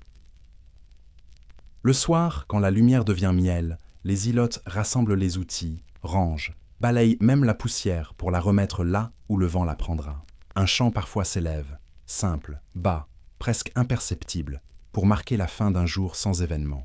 Ils s'assoient devant les portes, mâchent une herbe, partagent un quignon, parlent à voix basse du temps, de la pluie, des récoltes. Leur joie se cache dans des choses que la gloire ignore. Une jarre bien remplie, un toit qui ne fuit pas, un enfant qui rit malgré la fatigue. Vous sentez, à les regarder, le paradoxe qui structure votre monde. Votre liberté de guerrier repose sur leur servitude de cultivateur. Votre temps est disponible parce que le leur ne l'est jamais. Et, si votre vie peut se résumer à un geste clair, bloquer, pousser, tenir, la leur embrasse 1000 gestes minuscules dont dépend la stabilité de tout. Sparte se tient droite parce que des milliers de mains la soutiennent depuis la plaine. La nuit tombe. Vous apercevez, sur les hauteurs, des silhouettes qui patrouillent, des jeunes Spartiates, silencieux, qui observent, notent, signalent. Leur présence rappelle une évidence que nul ne dit tout haut. La relation entre la cité et les ilotes n'est pas une simple hiérarchie, c'est une vigilance permanente. Ici, la paix n'est jamais acquise. Les ilotes sont nombreux, les Spartiates, peu. L'ordre tient autant par l'habitude que par la crainte de ce qui pourrait arriver si l'habitude se brise. Vous vous demandez quelle forme prend, chez les ilotes, l'espérance. Elle ne ressemble pas au rêve des hommes libres. Elle a la modestie d'une bonne saison, d'un enfant qui atteint l'âge adulte, d'un surveillant juste, d'un hiver qui ne mord pas trop. Elle se niche dans les interstices, un moment de repos sous un figuier, un panier sauvé d'une averse, une entente tacite avec un voisin spartiate moins dur que les autres. Vous découvrez que l'espérance peut être un outil de la même famille que la corde et la jarre. Quelque chose qui sert, qui se répare, qui se transmet. Un vieux ilote vous regarde passer. Son visage a les rides des champs, ses mains la mémoire des pierres, ses yeux une clarté étrange. Vous lisez dans cette clarté ni la soumission, ni la révolte, mais une forme de savoir. Il connaît la mesure exacte de sa vie. Il sait ce que la terre donne et reprend, ce que la cité exige et restitue. Sous la couche d'obéissance, il y a une fierté discrète, celle de faire ce qu'il faut, tous les jours, pour que le monde ne tombe pas. Cette fierté-là, personne ne la chante. Pourtant elle tient. Vous rentrez vers le camp. Les torches s'allument sur les pentes, des flammes courtes, serrées, comme autant de points de couture reliant l'ombre et la pierre. Dans la vallée, les foyers des ilotes brillent aussi, plus bas, plus rares. Entre leurs flammes et les vôtres, une distance se maintient, faite d'histoire, de peur et de nécessité. Mais au-dessus de toutes, les étoiles tracent le même dessin. Vous comprenez alors que votre destin et le leur s'entrecroisent, deux lignes parallèles qui ne se rejoignent pas, mais qui dessinent ensemble la route de Sparte. Dans votre tente, vous ôtez votre cuirasse. Le cuir a gardé la chaleur du jour, l'odeur de fer et de sueur. Vous pensez au pain noir qui vous attend demain, à la marche qui suivra, aux champs qui monteront. Vous pensez aussi aux mains qui, à l'aube, pétriront la pâte, aux épaules qui pousseront la charrue, aux dos qui plieront encore.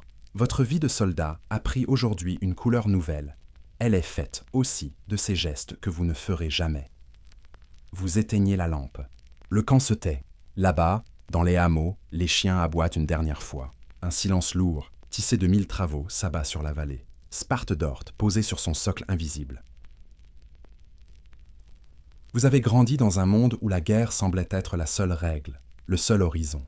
Pourtant, derrière la rigueur du camp et le claquement sec des ordres, Sparte repose sur une organisation plus subtile, presque invisible, la politique. Ce mot que les Spartiates ne prononcent jamais à voix haute, mais qui régit chaque battement du cœur de la cité. Vous découvrez que sous le casque et la cuirasse se cache un autre champ de bataille, celui des décisions, des équilibres, des voix qui décident de la guerre comme de la paix. À Sparte, le pouvoir n'a jamais eu un seul visage. La cité est dirigée par deux rois, deux hommes issus de lignées différentes, deux branches du même tronc, les Agiades et les Eurypontides. Vous les avez vus, lors des cérémonies, marcher côte à côte, drapés de pourpre, les yeux fixés vers l'horizon. On les nomme rois, mais leur pouvoir n'est pas absolu. Ils commandent aux armées, présidant les sacrifices, mais ils ne règnent pas seuls. À leur côté veillent le Gérontéion, le Conseil des Anciens, et les Éphores, ces magistrats élus qui incarnent la vigilance du peuple. Ensemble, ils forment une mécanique d'une précision austère, où chaque rouage doit rester à sa place pour que Sparte ne se fissure pas. Vous vous souvenez de la première fois où vous avez assisté à une assemblée publique. La place centrale de Sparte, vaste, nue, bordée de colonnes, vibrait d'une tension silencieuse. Les citoyens, en rang serré, attendaient la parole des anciens. L'un des rois s'est avancé, la lance haute, la barbe tressée d'argent. Sa voix grave s'est élevée, non pas pour ordonner, mais pour convaincre. Car ici, la parole est un autre type d'arme, brève, tranchante, mesurée. À Sparte, on apprend à parler comme on apprend à frapper, avec économie, mais sans faillir. Les anciens, assis sur des sièges de pierre, écoutaient. Leurs yeux, creusés par le temps, pesaient chaque mot. Derrière eux, les 5 Éphores, vêtus sobrement, observaient sans un geste. Ces hommes, élus pour un an, détiennent un pouvoir immense. Ils peuvent arrêter un roi, juger un général, décider d'une expédition. Ils ne portent pas la gloire des combats, mais ils détiennent la clé du contrôle. Vous réalisez alors que Sparte, cette cité qui glorifie la force, se maintient non par la brutalité, mais par un équilibre fragile entre obéissance et vigilance. Le débat s'est clos sans éclat. Pas d'applaudissements, pas de cris. Le peuple a répondu par un murmure collectif, un grondement d'assentiment ou de refus. Cette façon de voter, appelée applaudissement sonore, est l'image parfaite de Sparte. Tout y est à la fois ordonné et instinctif, discipliné et humain. Vous êtes sorti de là avec le sentiment que même la démocratie, ici, obéit à la cadence du tambour. La double royauté, cependant, est une arme à double tranchant. Vous avez vu les tensions, les rivalités feutrées. L'un des rois, plus ambitieux, cherche la gloire des campagnes lointaines. L'autre, plus prudent, prêche la stabilité. Entre eux s'intercalent les Éphores, qui manipulent, arbitrent, parfois trahissent. L'équilibre tient à des serments, à des regards, à des silences. Le moindre désaccord peut enflammer toute la cité, car à Sparte, la division est le pire des dangers. Vous avez compris que la discipline militaire est née de cette peur, celle de voir le corps politique se fissurer. Un matin, un messager traverse la place, couvert de poussière. Il apporte une nouvelle de la frontière. Un roi a désobéi au conseil des anciens. Les murmures montent, mais personne ne parle à voix haute. Le soir même, les Éphores se réunissent. Dans le secret du temple, ils débattent, pèsent les fautes, consultent les signes. Le verdict tombe, froid, sans éclat. Le roi sera rappelé, jugé, humilié publiquement. Et pourtant, il reste roi. Car même déchu, un roi spartiate demeure une figure sacrée. Vous sentez dans cette contradiction toute la complexité de la cité. La loi est dure, mais elle sait s'incliner devant le sacré. Le pouvoir à Sparte est une architecture en tension permanente. Les rois incarnent la tradition, les Éphores, la vigilance, les anciens la mémoire et le peuple la légitimité. Chacun veille sur l'autre, chacun limite l'autre. Vous percevez dans cette structure un paradoxe fascinant. Sparte, si rigide dans ses mœurs, est d'une souplesse politique remarquable. Rien n'y est laissé au hasard. Tout y est prévu pour éviter la chute, le désordre, la corruption. C'est une forteresse autant qu'une mécanique, une machine à durer. Mais la durée a un prix. Pour maintenir cet équilibre, Sparte s'est construite sur la méfiance. Méfiance entre les rois, entre les citoyens, entre la cité et ses esclaves, entre le présent et le passé. Chacun surveille chacun, chacun craint d'oublier son rôle. Vous sentez dans l'air de la ville ce poids invisible, cette gravité morale qui ne laisse aucun espace à l'erreur. Ici, la liberté n'existe pas. Il n'y a que des devoirs. Un soir, dans le sanctuaire d'Athéna Chalkioïkos, la déesse des murs de bronze, vous assistez à une cérémonie. Les deux rois y sont présents, côte à côte, immobiles. Les prêtres récitent des formules anciennes. Les torches dansent sur les visages. Vous remarquez le regard que les rois échangent. Bref, glacé, calculé, ce regard vaut 1000 mots. Chacun sait qu'il doit jouer sa partition sans fausse note, car un seul geste mal interprété pourrait troubler la symphonie de la cité. Vous comprenez que la guerre, la vraie, ne se joue pas toujours sur les champs de bataille. Parfois, elle se livre dans le silence d'un temple, entre deux hommes qui se savent nécessaires, mais incompatibles. Au fil des ans, vous observez comment la politique infiltre tout. Les alliances entre familles, les mariages arrangés, les honneurs distribués aux soldats. Tout sert à maintenir l'équilibre. Sparte n'a ni palais, ni or, ni faste. Sa richesse, c'est l'ordre. Et cet ordre se nourrit d'un contrôle constant. Vous le voyez dans les yeux des efforts, dans les rituels des assemblées, dans la manière dont le peuple obéit sans jamais comprendre tout à fait. C'est une religion sans Dieu, une foi dans la stabilité. Pourtant, même dans cette perfection glacée, des failles apparaissent. Les guerres lointaines coûtent cher, les récoltes s'épuisent, les jeunes meurent plus vite qu'ils ne naissent. Vous sentez la fatigue sous la surface. Les anciens parlent du passé avec nostalgie. Les rois parlent d'avenir avec orgueil. Et entre les deux, le peuple reste immobile. Sparte vit, mais Sparte vieillit. Et derrière les statues des rois, derrière les discours sur la vertu, on devine déjà les fissures. Un soir, vous montez sur les hauteurs qui dominent la cité. La Laconie s'étend devant vous, sombre et majestueuse. Les torches des fermes brillent, comme des constellations. Vous pensez à ces rois qui, depuis des générations, gouvernent cette terre. Certains ont conduit Sparte à la gloire, d'autres à la ruine. Tous ont fini par tomber, dévorés par le même système qu'ils servaient. Vous comprenez que le pouvoir, ici, n'est pas une récompense, c'est une épreuve. Et dans ce monde où tout est mesure et discipline, le seul luxe que Sparte s'autorise, c'est la permanence. Le pouvoir, à Sparte, n'a jamais été une gloire tranquille. Vous le découvrez peu à peu. Il est un fardeau, un fil tendu entre la vertu et la chute. Là où d'autres cités célèbrent la richesse, la rhétorique ou la conquête, Sparte célèbre la maîtrise. Mais derrière cette façade d'équilibre, vous sentez des tensions profondes, des fractures invisibles. Le pouvoir ici ne se partage pas, il se supporte. Les deux rois continuent d'incarner la force et la tradition, mais dans les faits, ils ne sont plus que les ombres d'un système qui les dépasse. L'un part à la guerre, l'autre reste à Sparte pour gouverner, et cette séparation nourrit la méfiance. Chaque victoire militaire renforce un roi, chaque décision politique renforce l'autre. Entre eux, les efforts manœuvrent avec l'habileté du serpent. Ils attendent, observent, tranchent au moment exact où l'équilibre vacille. La cité, si fière de son ordre, repose en réalité sur une succession de micro-trahisons nécessaires. Vous avez vu des hommes honorés le matin et discrédités le soir. Un mot mal placé, un choix contesté, une rumeur lancée au banquet, et la chute commence. Les Spartiates ne connaissent pas le pardon politique. Ils effacent. Celui qui perd la confiance de la cité disparaît lentement, sans bruit. Sa maison se vide, ses amis se taisent, son nom se fond dans la poussière. C'est une autre forme de mort, plus lente, plus cruelle. Vous comprenez alors que la rigueur de Sparte, celle qu'on vante dans les champs, n'est pas seulement militaire, c'est une pureté de fer qui ne tolère ni faiblesse ni nuance. Un matin, les cloches du temple résonnent. Un roi a été accusé d'avoir pris une décision sans consulter les anciens. L'assemblée se réunit. Les efforts l'observent, comme on observe un animal blessé. Vous sentez que tout est déjà joué.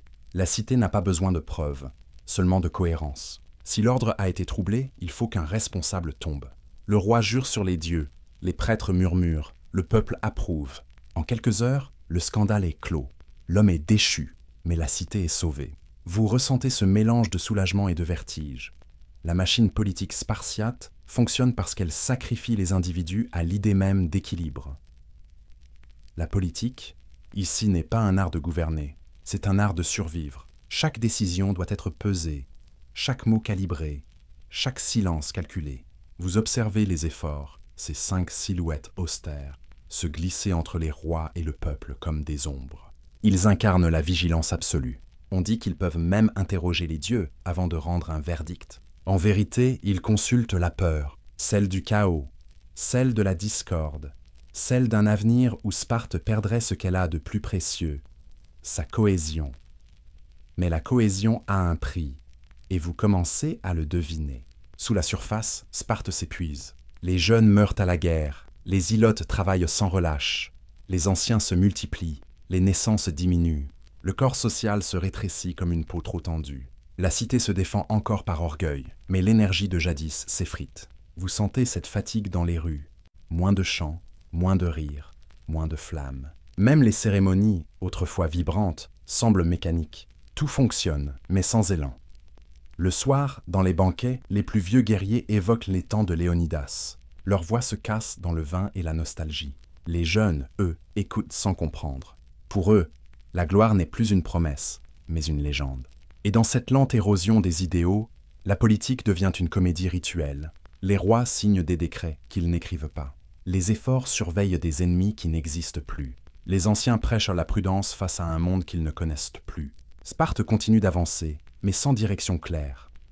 Un jour, vous assistez à une dispute entre 2 rois. L'un veut renforcer la flotte, l'autre souhaite conserver la tradition terrestre. Le débat enfle. Les efforts coupent court. On décide d'une expédition symbolique. Envoyer 100 hommes en mer, rien de plus. Ce compromis minuscule apaise les tensions. Mais il trahit une vérité. Sparte ne sait plus choisir. Elle n'a plus l'énergie du risque, ni la foi du renouveau. Son système parfait, conçu pour durer, devient une cage dorée. Vous repensez alors à la devise qu'on vous a enseignée enfant. Ne cherche pas à changer le monde. Fais qu'il ne change pas. Cette phrase, jadis noble, vous semble aujourd'hui fatiguée. Car le monde, lui, change. Les cités voisines grandissent. Athènes s'orne de marbre. Thèbes s'élève en puissance. Sparte, elle, reste droite, mais immobile. Et dans l'immobilité, le pouvoir se fige, se craquelle, puis se corrompt. Les efforts s'enrichissent de privilèges, les rois d'alliances cachés. Les anciens, eux, protègent la mémoire comme un trésor en train de s'effriter. Vous sentez que tout tient encore debout, mais sans conviction. Les décisions se prennent par réflexe, les serments par habitude. Et dans ce vide qui s'installe, le peuple commence à murmurer. Pas de révolte ouverte. Sparte ne connaît pas la révolte, mais une lassitude glacée. Le respect reste, mais l'admiration s'éteint. Vous observez un effort marcher seul dans la rue, tard dans la nuit. Il avance lentement, la torche à la main. Son visage est creusé, ses yeux éteints. Vous comprenez que même ceux qui gouvernent sont prisonniers de la machine qu'ils entretiennent. Ils doivent maintenir l'ordre, même quand ils n'y croient plus. Leur pouvoir repose sur la peur, mais ils en sont eux-mêmes les premières victimes. Car la peur, à force d'être transmise, finit par contaminer tout ce qu'elle touche. Au fil du temps, la politique spartiate devient une liturgie. Les cérémonies remplacent les débats, les traditions remplacent les idées. Les rois vieillissent, les efforts meurent, mais rien ne change. Tout recommence, encore et encore, dans un cycle sans fin. Vous réalisez que la grandeur de Sparte n'est pas seulement dans sa force, mais dans sa résistance à sa propre usure. Comme un métal qu'on polit jusqu'à l'épuisement, la cité brille encore, mais sa matière s'amincit.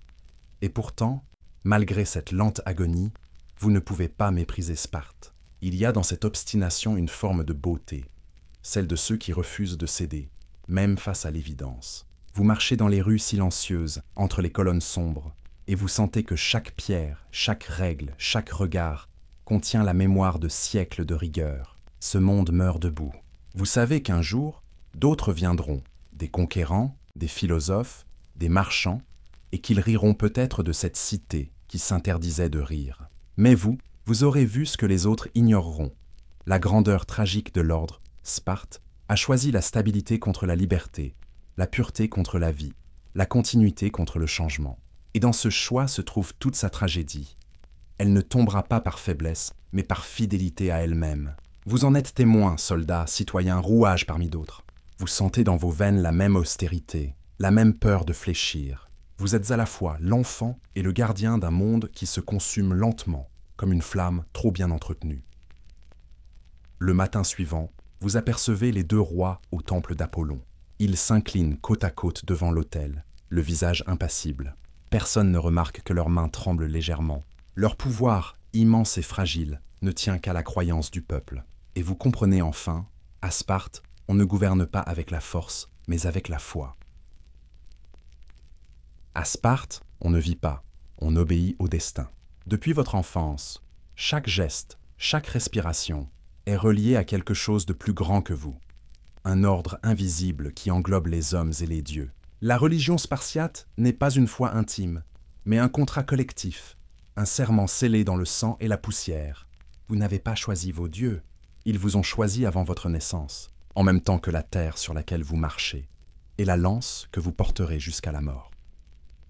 Le matin, la cité s'éveille sous le regard d'Apollon, dieu du soleil, de la mesure et des lois. Son temple domine la vallée, baignée d'une lumière d'ambre. Vous vous y rendez souvent, car nul guerrier ne part au combat sans lui offrir un sacrifice. Les prêtres, silhouettes drapées de blanc, déposent sur l'autel des grains d'encens et quelques gouttes d'huile.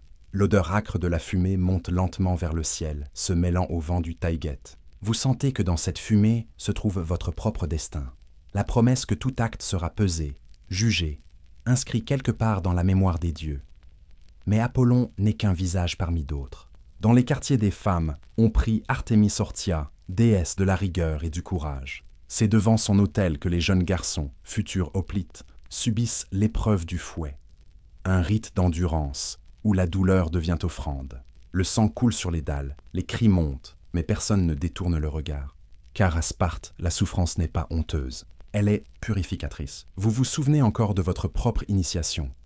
Ce moment où la peur s'efface sous la brûlure, où l'esprit quitte le corps pour ne plus jamais s'en remettre entièrement. On vous a dit ce jour-là, tu as versé ton sang pour la cité, désormais la cité coulera dans ton sang. Les dieux de Sparte ne sont ni doux ni lointains, ils exigent. Ils réclament sans pitié la discipline et le sacrifice. À chaque pleine lune, la cité célèbre les Iakintii, en l'honneur d'Hyacinthe et d'Apollon. Un jeune homme beau est mort trop tôt, un dieu blessé par sa propre force. Vous y voyez un symbole clair. La gloire spartiate est inséparable de la perte. La procession descend lentement des collines. Les tambours résonnent, les flûtes gémissent, les enfants portent des couronnes de laurier. Le peuple marche dans le silence. Chaque pas semble dire « Souviens-toi, la beauté ne dure qu'un instant, la discipline pour toujours. » Vous apprenez à lire les signes du ciel. Quand le vent souffle de la mer, on dit caresse impatiente. Quand la lune se voile, c'est Athéna qui détourne le regard. La cité entière vit dans cette lecture permanente du monde, où le moindre présage devient décision politique. Avant chaque bataille, les devins scrutent les entrailles des bêtes sacrifiées. Si le foie est intact, les dieux sont favorables. S'il est taché, on retarde la guerre. Vous savez que ces rites, à force d'habitude, sont devenus une science, un art de maintenir le peuple dans la confiance et les rois dans la prudence. Et pourtant, derrière la superstition, vous percevez quelque chose de plus profond, une spiritualité du devoir. Croire pour un Spartiate n'est pas attendre un miracle, c'est accepter la fatalité avec grandeur. Les dieux n'accordent pas le salut, ils offrent la constance. C'est là toute la différence. Vous ne priez pas pour être sauvé, vous priez pour ne pas fléchir. Vous leur demandez de l'endurance, pas de clémence. Cette foi sans espoir forge une forme de liberté que peu d'hommes peuvent comprendre, celle d'être déjà mort avant de tomber. Les sanctuaires parsèment la Laconie comme des balises du sacré.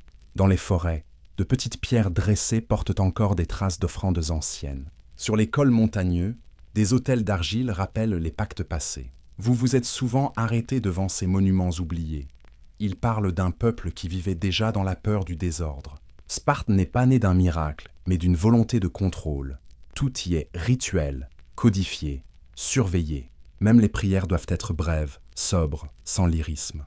Les dieux n'aiment pas les bavards, ils écoutent ceux qui se taisent. Les grandes fêtes religieuses, elles, transforment la cité. Pendant les Carnéias, on cesse toute guerre. Les soldats rentrent, les marchés se ferment, Les musiciens envahissent les rues. Ce répit, rare, ressemble à une respiration entre deux combats. Mais même la joie y reste mesurée. Les rires s'éteignent vite, comme si la paix n'était qu'une pause dans la longue préparation à la mort. Vous marchez parmi les foules, sentant la chaleur des torches, les odeurs de viande grillée et de vin. Les visages se détendent, mais les yeux demeurent graves. Sparte sait que le bonheur est une faiblesse. Il désarme l'âme. Les sacrifices, eux, rappellent la hiérarchie de l'existence. L'animal meurt pour apaiser les dieux, le soldat pour apaiser la cité. Tout est échange, tout est dette. Vous avez compris que même la gloire a un prix, celui du sang versé dans les deux mondes, celui des vivants et celui des divins. Dans les temples, les prêtres ne prêchent pas la paix, ils enseignent la mesure. La victoire n'est pas un don, mais un équilibre. On gagne quand on reste digne de sa propre souffrance. Et celui qui souffre bien, même vaincu, triomphe. La nuit, dans les camps, les guerriers prient Arès. Ils frappent le sol de leurs lances, murmurent des formules rythmées. La peur circule dans les rangs comme une bête invisible, mais chacun la maîtrise par le rituel. Vous fermez les yeux. Vous sentez le métal froid contre votre peau, la terre vibrer sous vos genoux. Vous comprenez que la foi spartiate n'a pas besoin de temple.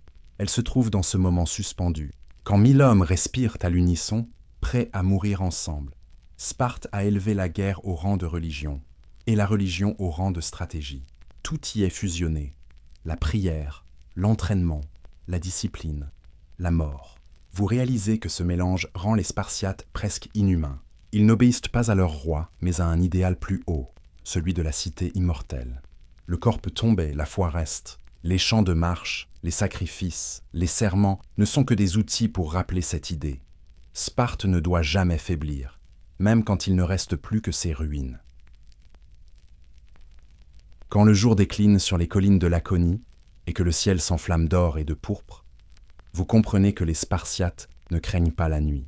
Ils la vénèrent. C'est dans l'obscurité que les dieux descendent, dans le silence que les ancêtres écoutent. À Sparte, la frontière entre le monde des vivants et celui des morts n'est qu'un souffle. Le soldat ne marche pas seul. Il sent derrière lui la présence des héros tombés, ceux dont les os blanchissent dans les plaines d'Asie ou sur les plages de Sicile. Cette conscience de la continuité forge le cœur spartiate, car mourir ici, c'est simplement changer de rang dans l'armée éternelle. Avant chaque combat, les prêtres invoquent Adarès. Ils lui versent du vin rouge, couleur du sang, et jettent dans le feu des brins de myrte. Le dieu de la guerre ne demande pas de prières douces. Il réclame des promesses de courage. Vous avez souvent assisté à ces cérémonies, au bord du fleuve Eurotas. Les flambeaux dansent sur les visages, les ombres se déforment. Chaque homme frappe sa poitrine en murmurant le nom du dieu. Ce n'est pas une supplication, c'est un pacte. Arès n'est pas prié pour épargner, mais pour rendre la mort digne. Puis vient le moment où le prêtre élève l'épée, l'incline vers la terre et vers le ciel. Ce geste relie les deux mondes, car à Sparte, la guerre n'est pas qu'une nécessité, elle est une forme de liturgie. Les batailles deviennent des temples, les champs de mort des autels. Vous l'avez compris en voyant vos compagnons tomber sans cri, sans colère. Chacun meurt en silence, comme s'il offrait sa dernière respiration à la cité. Et quand vous fermez les yeux à votre tour, vous sentez que vous ne mourrez pas pour un roi, ni même pour une victoire. Vous mourrez pour une idée, celle de ne jamais céder. La foi spartiate est un feu contenu, une flamme froide. Elle ne se manifeste pas en larmes ou en extase, mais dans la maîtrise absolue de soi. Un Spartiate pieux ne parle pas de sa foi, il l'incarne. Il la montre par la manière dont il se tient, dont il marche, dont il meurt. Vous avez appris cela dès l'enfance. Le vrai croyant ne cherche pas la faveur des dieux. Il cherche à leur ressembler. Arès par sa rigueur, Athéna par sa clairvoyance, Apollon par son ordre. Et si un jour il s'éloigne, le Spartiate continue de marcher, persuadé qu'il les retrouvera en combattant. Les dieux de Sparte sont des miroirs. Ils reflètent ce que vous devez devenir. Arès n'est pas seulement la fureur, il est la patience de celui qui attend le signal sans trembler. Athéna n'est pas la ruse, elle est la raison qui tempère la violence. Apollon n'est pas la beauté, il est la mesure dans la douleur. Ces dieux ne vous protègent pas, ils vous observent, et c'est ce regard invisible, posé sur vous depuis l'enfance, qui vous empêche de faillir. À Sparte, l'athéisme n'existe pas, non pas parce qu'il serait puni, mais parce qu'il est impensable. Vous pouvez douter de tout, sauf de l'ordre. Et l'ordre, ici, c'est le visage des dieux. Les morts, eux, ne quittent jamais la cité. Leurs cendres nourrissent les champs, Leurs noms restent gravés sur les colonnes du temple. On dit que leurs âmes rôdent dans les vents du Tégét et qu'elles observent les vivants avec bienveillance ou sévérité selon leurs actes. Vous les sentez parfois, la nuit, dans le murmure des oliviers, dans le frôlement du vent sur la pierre. Leur présence n'effraie pas, elle rassure. Mourir à Sparte, c'est rentrer chez soi. Les funérailles des guerriers sont sobres, mais sublimes. Pas de lamentation excessive, pas de flûte plaintive comme à Athènes. Le corps est lavé, enveloppé dans une cape écarlate. On le dépose sur un lit de branches, puis le feu s'élève, lentement. Les cendres sont recueillies dans une urne de bronze, et le nom du mort est prononcé une seule fois. Jamais plus. Le silence qui suit a plus de poids que toutes les prières du monde. Vous avez assisté à ces scènes des dizaines de fois, mais chaque fois, une même sensation revient. La certitude que la mort ici ne détruit rien. Elle prolonge. Car à Sparte, la mort héroïque n'est pas la fin, mais la preuve d'appartenance. Un homme mort au combat ne devient pas un souvenir, il devient un symbole. Les jeunes citent son nom, les anciens l'intègrent dans leur rituel. Parfois, on jette une poignée de ses cendres dans le fleuve, pour qu'ils rejoignent les héros d'autrefois. Le courant emporte la poussière et, avec elle, un fragment de mémoire. Vous avez compris que cette mémoire, c'est la véritable immortalité spartiate. Elle ne repose pas sur les temples, ni sur les statues, mais sur la répétition du sacrifice. Même les prières du soir, avant de dormir, rappellent la guerre. Les mères murmurent à leurs enfants « Reviens avec ton bouclier » ou sur lui. Cette phrase, que tout le monde connaît, résume la théologie de Sparte. La valeur prime sur la vie, l'honneur sur la survie. Vous ne pouvez pas y échapper. Vous avez grandi avec cette idée que la honte est pire que la mort. Alors vous marchez droit, même quand la peur vous dévore. Vous gardez le regard fixe, même quand vos amis tombent autour de vous. Car fléchir, ce serait trahir les dieux. Et à Sparte, le courage est une prière. Lors des grandes expéditions, les sacrifices se multiplient. Les prêtres se lèvent avant l'aube, scrutent le ciel, écoutent les oiseaux. Leurs mains, tachées de sang, tremblent parfois, non de remords, mais de fatigue. Vous les observez, fascinés. Dans leurs gestes se condense toute la philosophie de la cité.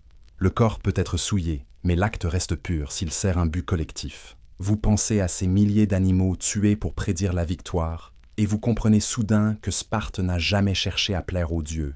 Elle cherche à les égaler dans la constance. Même les rites les plus cruels ont une beauté contenue.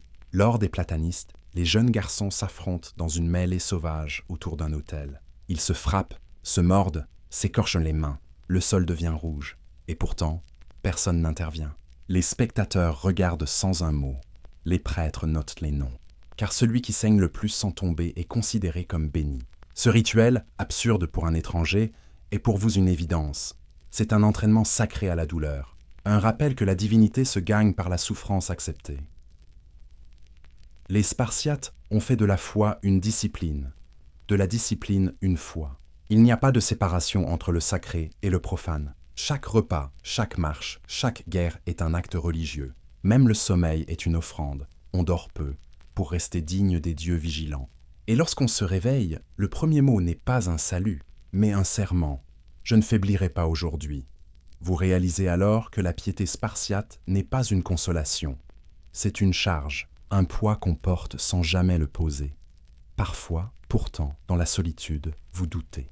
Vous regardez le ciel sans prier. Vous sentez le vide, la fatigue, le doute de l'homme trop longtemps soumis à la perfection. Mais le lendemain, tout recommence. Vous remettez votre armure, vous reprenez votre place dans la phalange et vous redevenez spartiate. Le doute n'a pas sa place ici parce qu'il est inutile.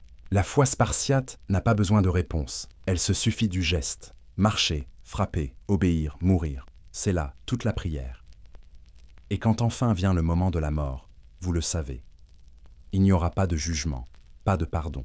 Les dieux de Sparte ne pèsent pas les âmes, ils comptent les actes. Et si vous avez tenu jusqu'au bout, sans plier, alors votre nom, même oublié, se mêlera au souffle du vent. Et c'est là, dans ce vent, que vous resterez éternel. Le vent du Tégét souffle plus froid qu'autrefois. Les mêmes montagnes se dressent, immobiles, mais leur ombre semble plus longue, plus lourde. Vous marchez dans les rues de Sparte, et quelque chose a changé. Les pierres paraissent fatiguées, les visages creusés. Ce n'est pas la guerre qui vous ronge, c'est le temps. La cité invincible, celle qu'on disait éternelle, montre ses premières fissures. Les chants du matin résonnent encore, mais sans ferveur. Les jeunes soldats répètent les gestes sacrés, mais leurs yeux trahissent l'ennui. Vous les voyez s'entraîner mécaniquement, les muscles forts, mais l'âme vide. L'esprit spartiate, jadis feu brûlant, n'est plus qu'une braise disciplinée. Le fer ne s'est pas rompu d'un coup. Il s'est usé à force d'être trop poli, trop tendu. Sparte s'est voulu pur, incorruptible, mais nul métal ne résiste éternellement. Le peuple s'est raréfié, les guerres ont emporté trop d'hommes, les lois ont étouffé la liberté de naître et d'aimer. Les femmes, jadis fières et fécondes, portent moins d'enfants. Les ilotes, esclaves des champs, sont plus nombreux que les citoyens. Et pour la première fois, la peur s'inverse.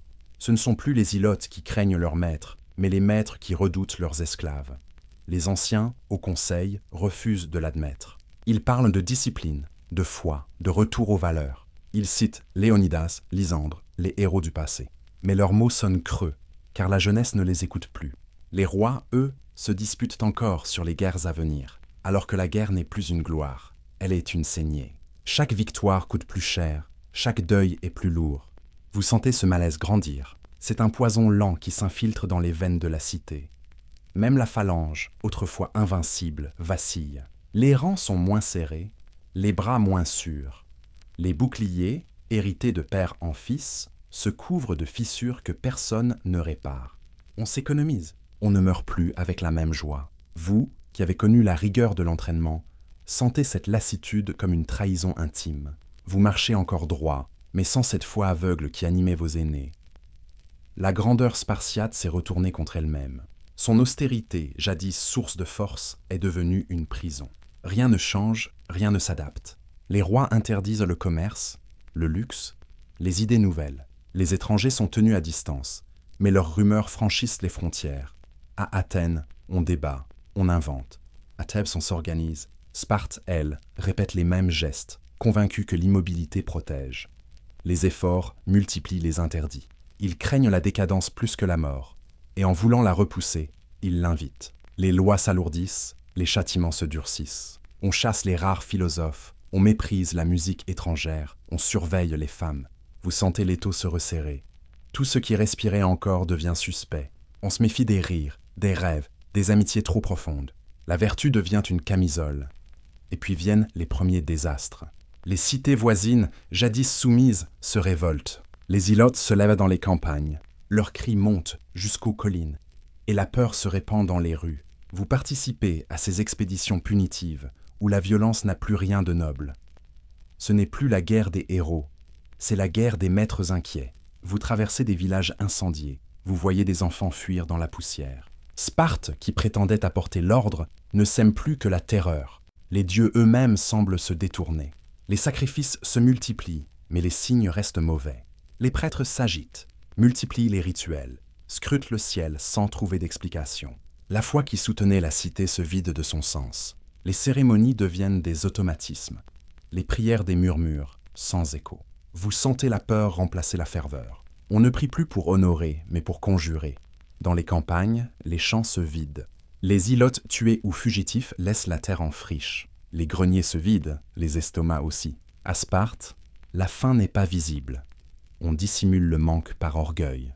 Mais la maigreur se lit dans les visages. Vous avez faim, vous aussi. Faim de nourriture, mais surtout faim de sens. Pourquoi continuer? Pour quelle gloire? Les jeunes ne répondent plus.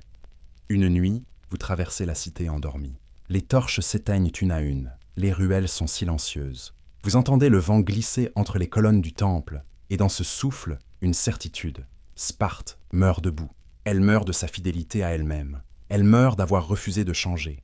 Le lendemain, le conseil se réunit pour proclamer un nouveau serment de pureté.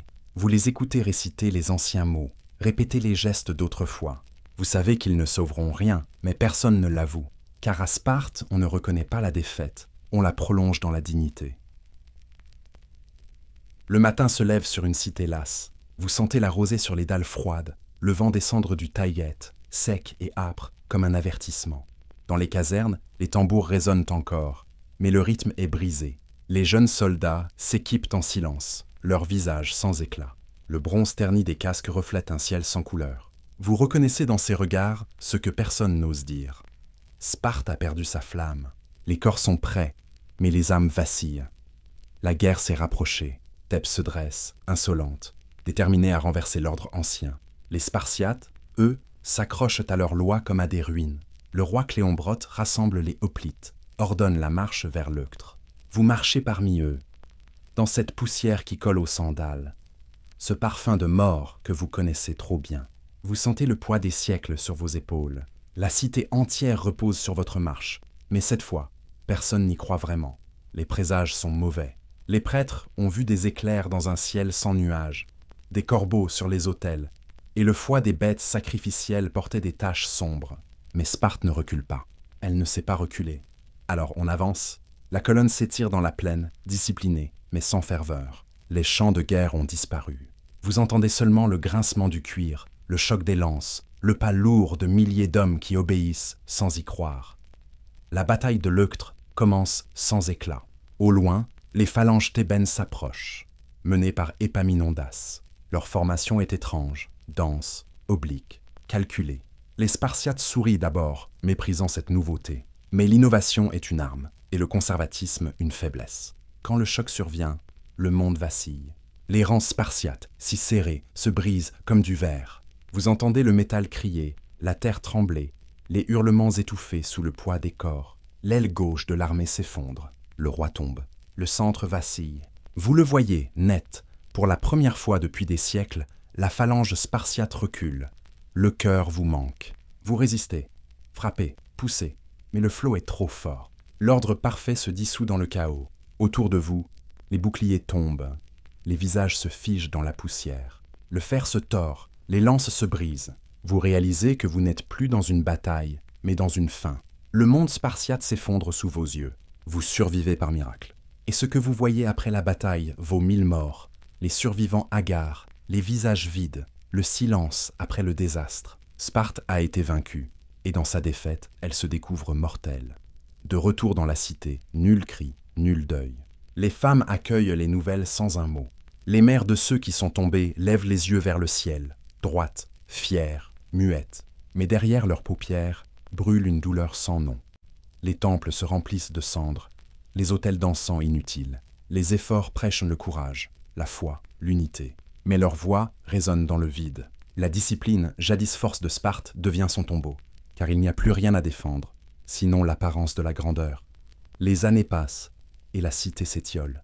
Les terres se vendent, les maisons se vident, les jeunes préfèrent fuir. Les ilotes s'émancipent, les alliés se détournent. Les Spartiates purs se font rares, réduits à une poignée d'hommes qui répètent encore les gestes d'autrefois dans une cité fantôme. Vous les voyez s'entraîner dans la cour du gymnase, leurs pas résonnant dans le vide. Le vent soulève la poussière des arènes où jadis on criait la gloire. Aujourd'hui, il ne reste que le souffle des disparus. Les temples eux-mêmes s'effritent. Les colonnes fendues laissent passer la lumière comme des plaies ouvertes. Les prêtres prient encore, mais leurs dieux se taisent. Arès, Apollon, Athéna, tous semblent avoir quitté Sparte, comme si la cité n'avait plus rien à leur offrir. La guerre est finie, la discipline épuisée. Vous marchez dans ces sanctuaires déserts, entendant vos pas résonner entre les murs. Vous sentez une présence, non divine, mais humaine, celle des générations disparues, dont la rigueur a tout bâti, puis tout consumé. La cité du fer est devenue une cité d'ombre.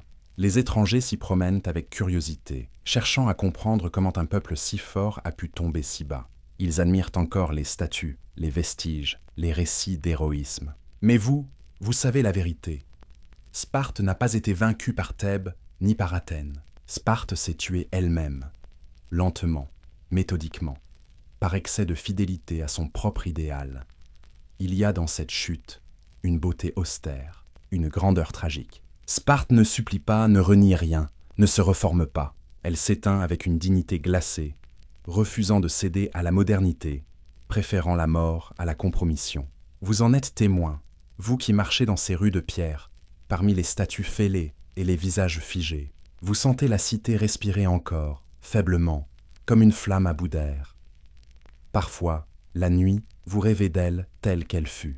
Les tambours, les chants, la ferveur des hoplites, la lumière du soleil sur les boucliers. Puis vous vous réveillez et le silence du présent vous écrase. Les dieux ne répondent plus, les rois sont tombés, et le peuple ne prie plus. Sparte n'est plus qu'un souvenir, mais quel souvenir!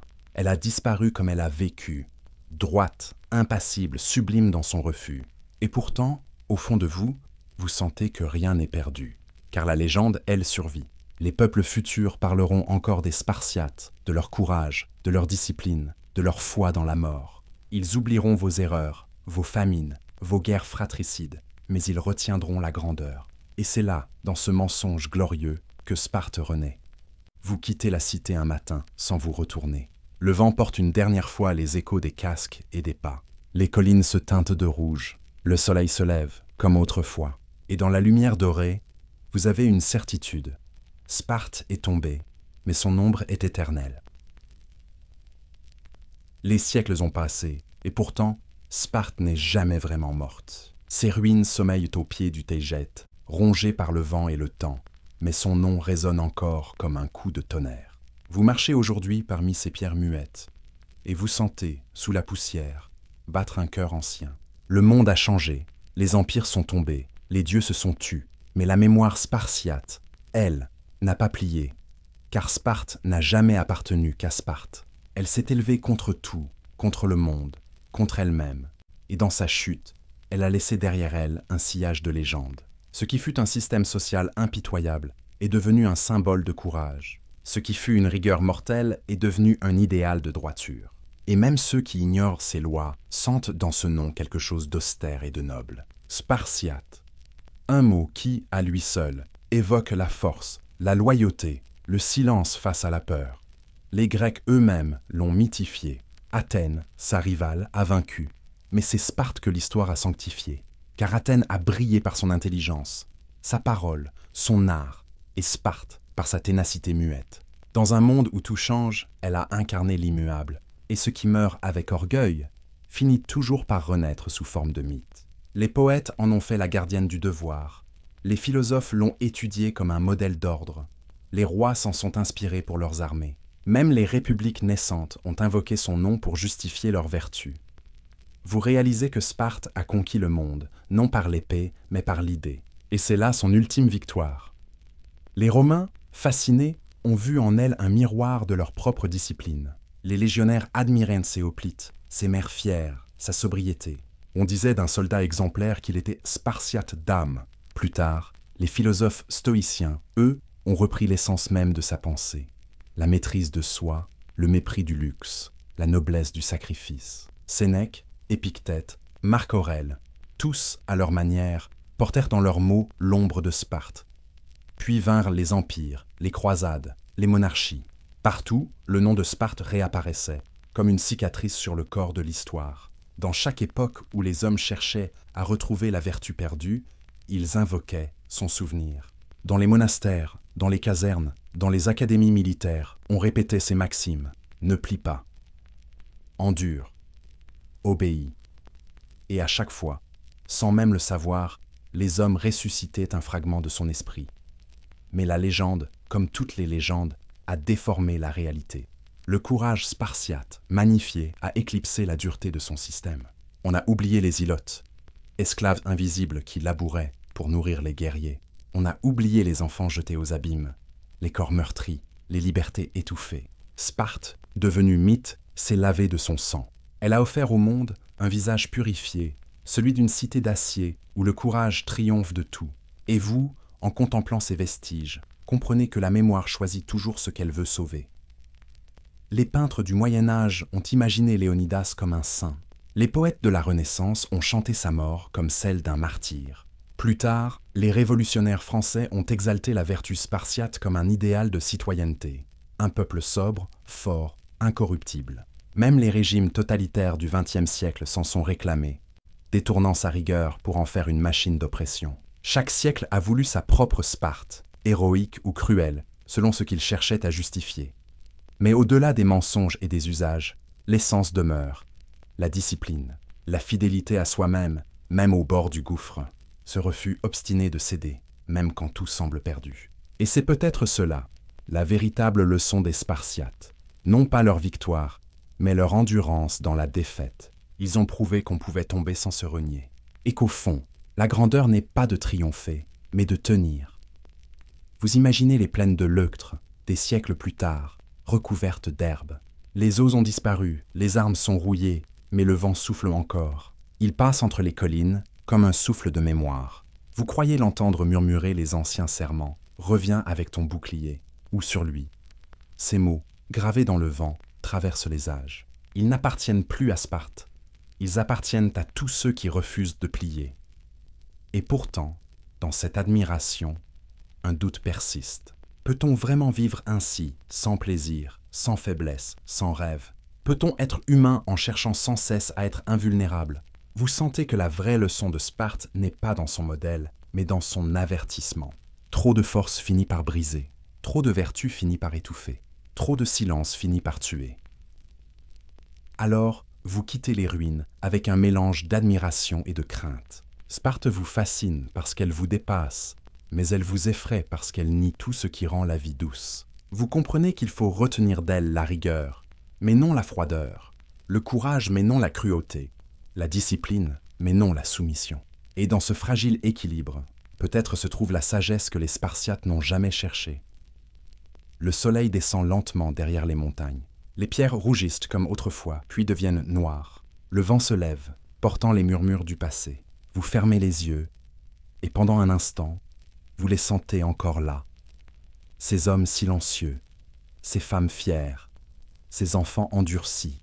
Leur héritage ne s'éteint pas, car il ne dépend pas des temples ni des rois, mais de ce qu'ils réveillent dans chaque cœur humain, la capacité de se dresser, malgré tout. Et dans ce souffle venu d'un autre temps, une certitude s'impose. Tant que quelqu'un, quelque part, choisira de tenir debout face à la peur, Sparte vivra encore.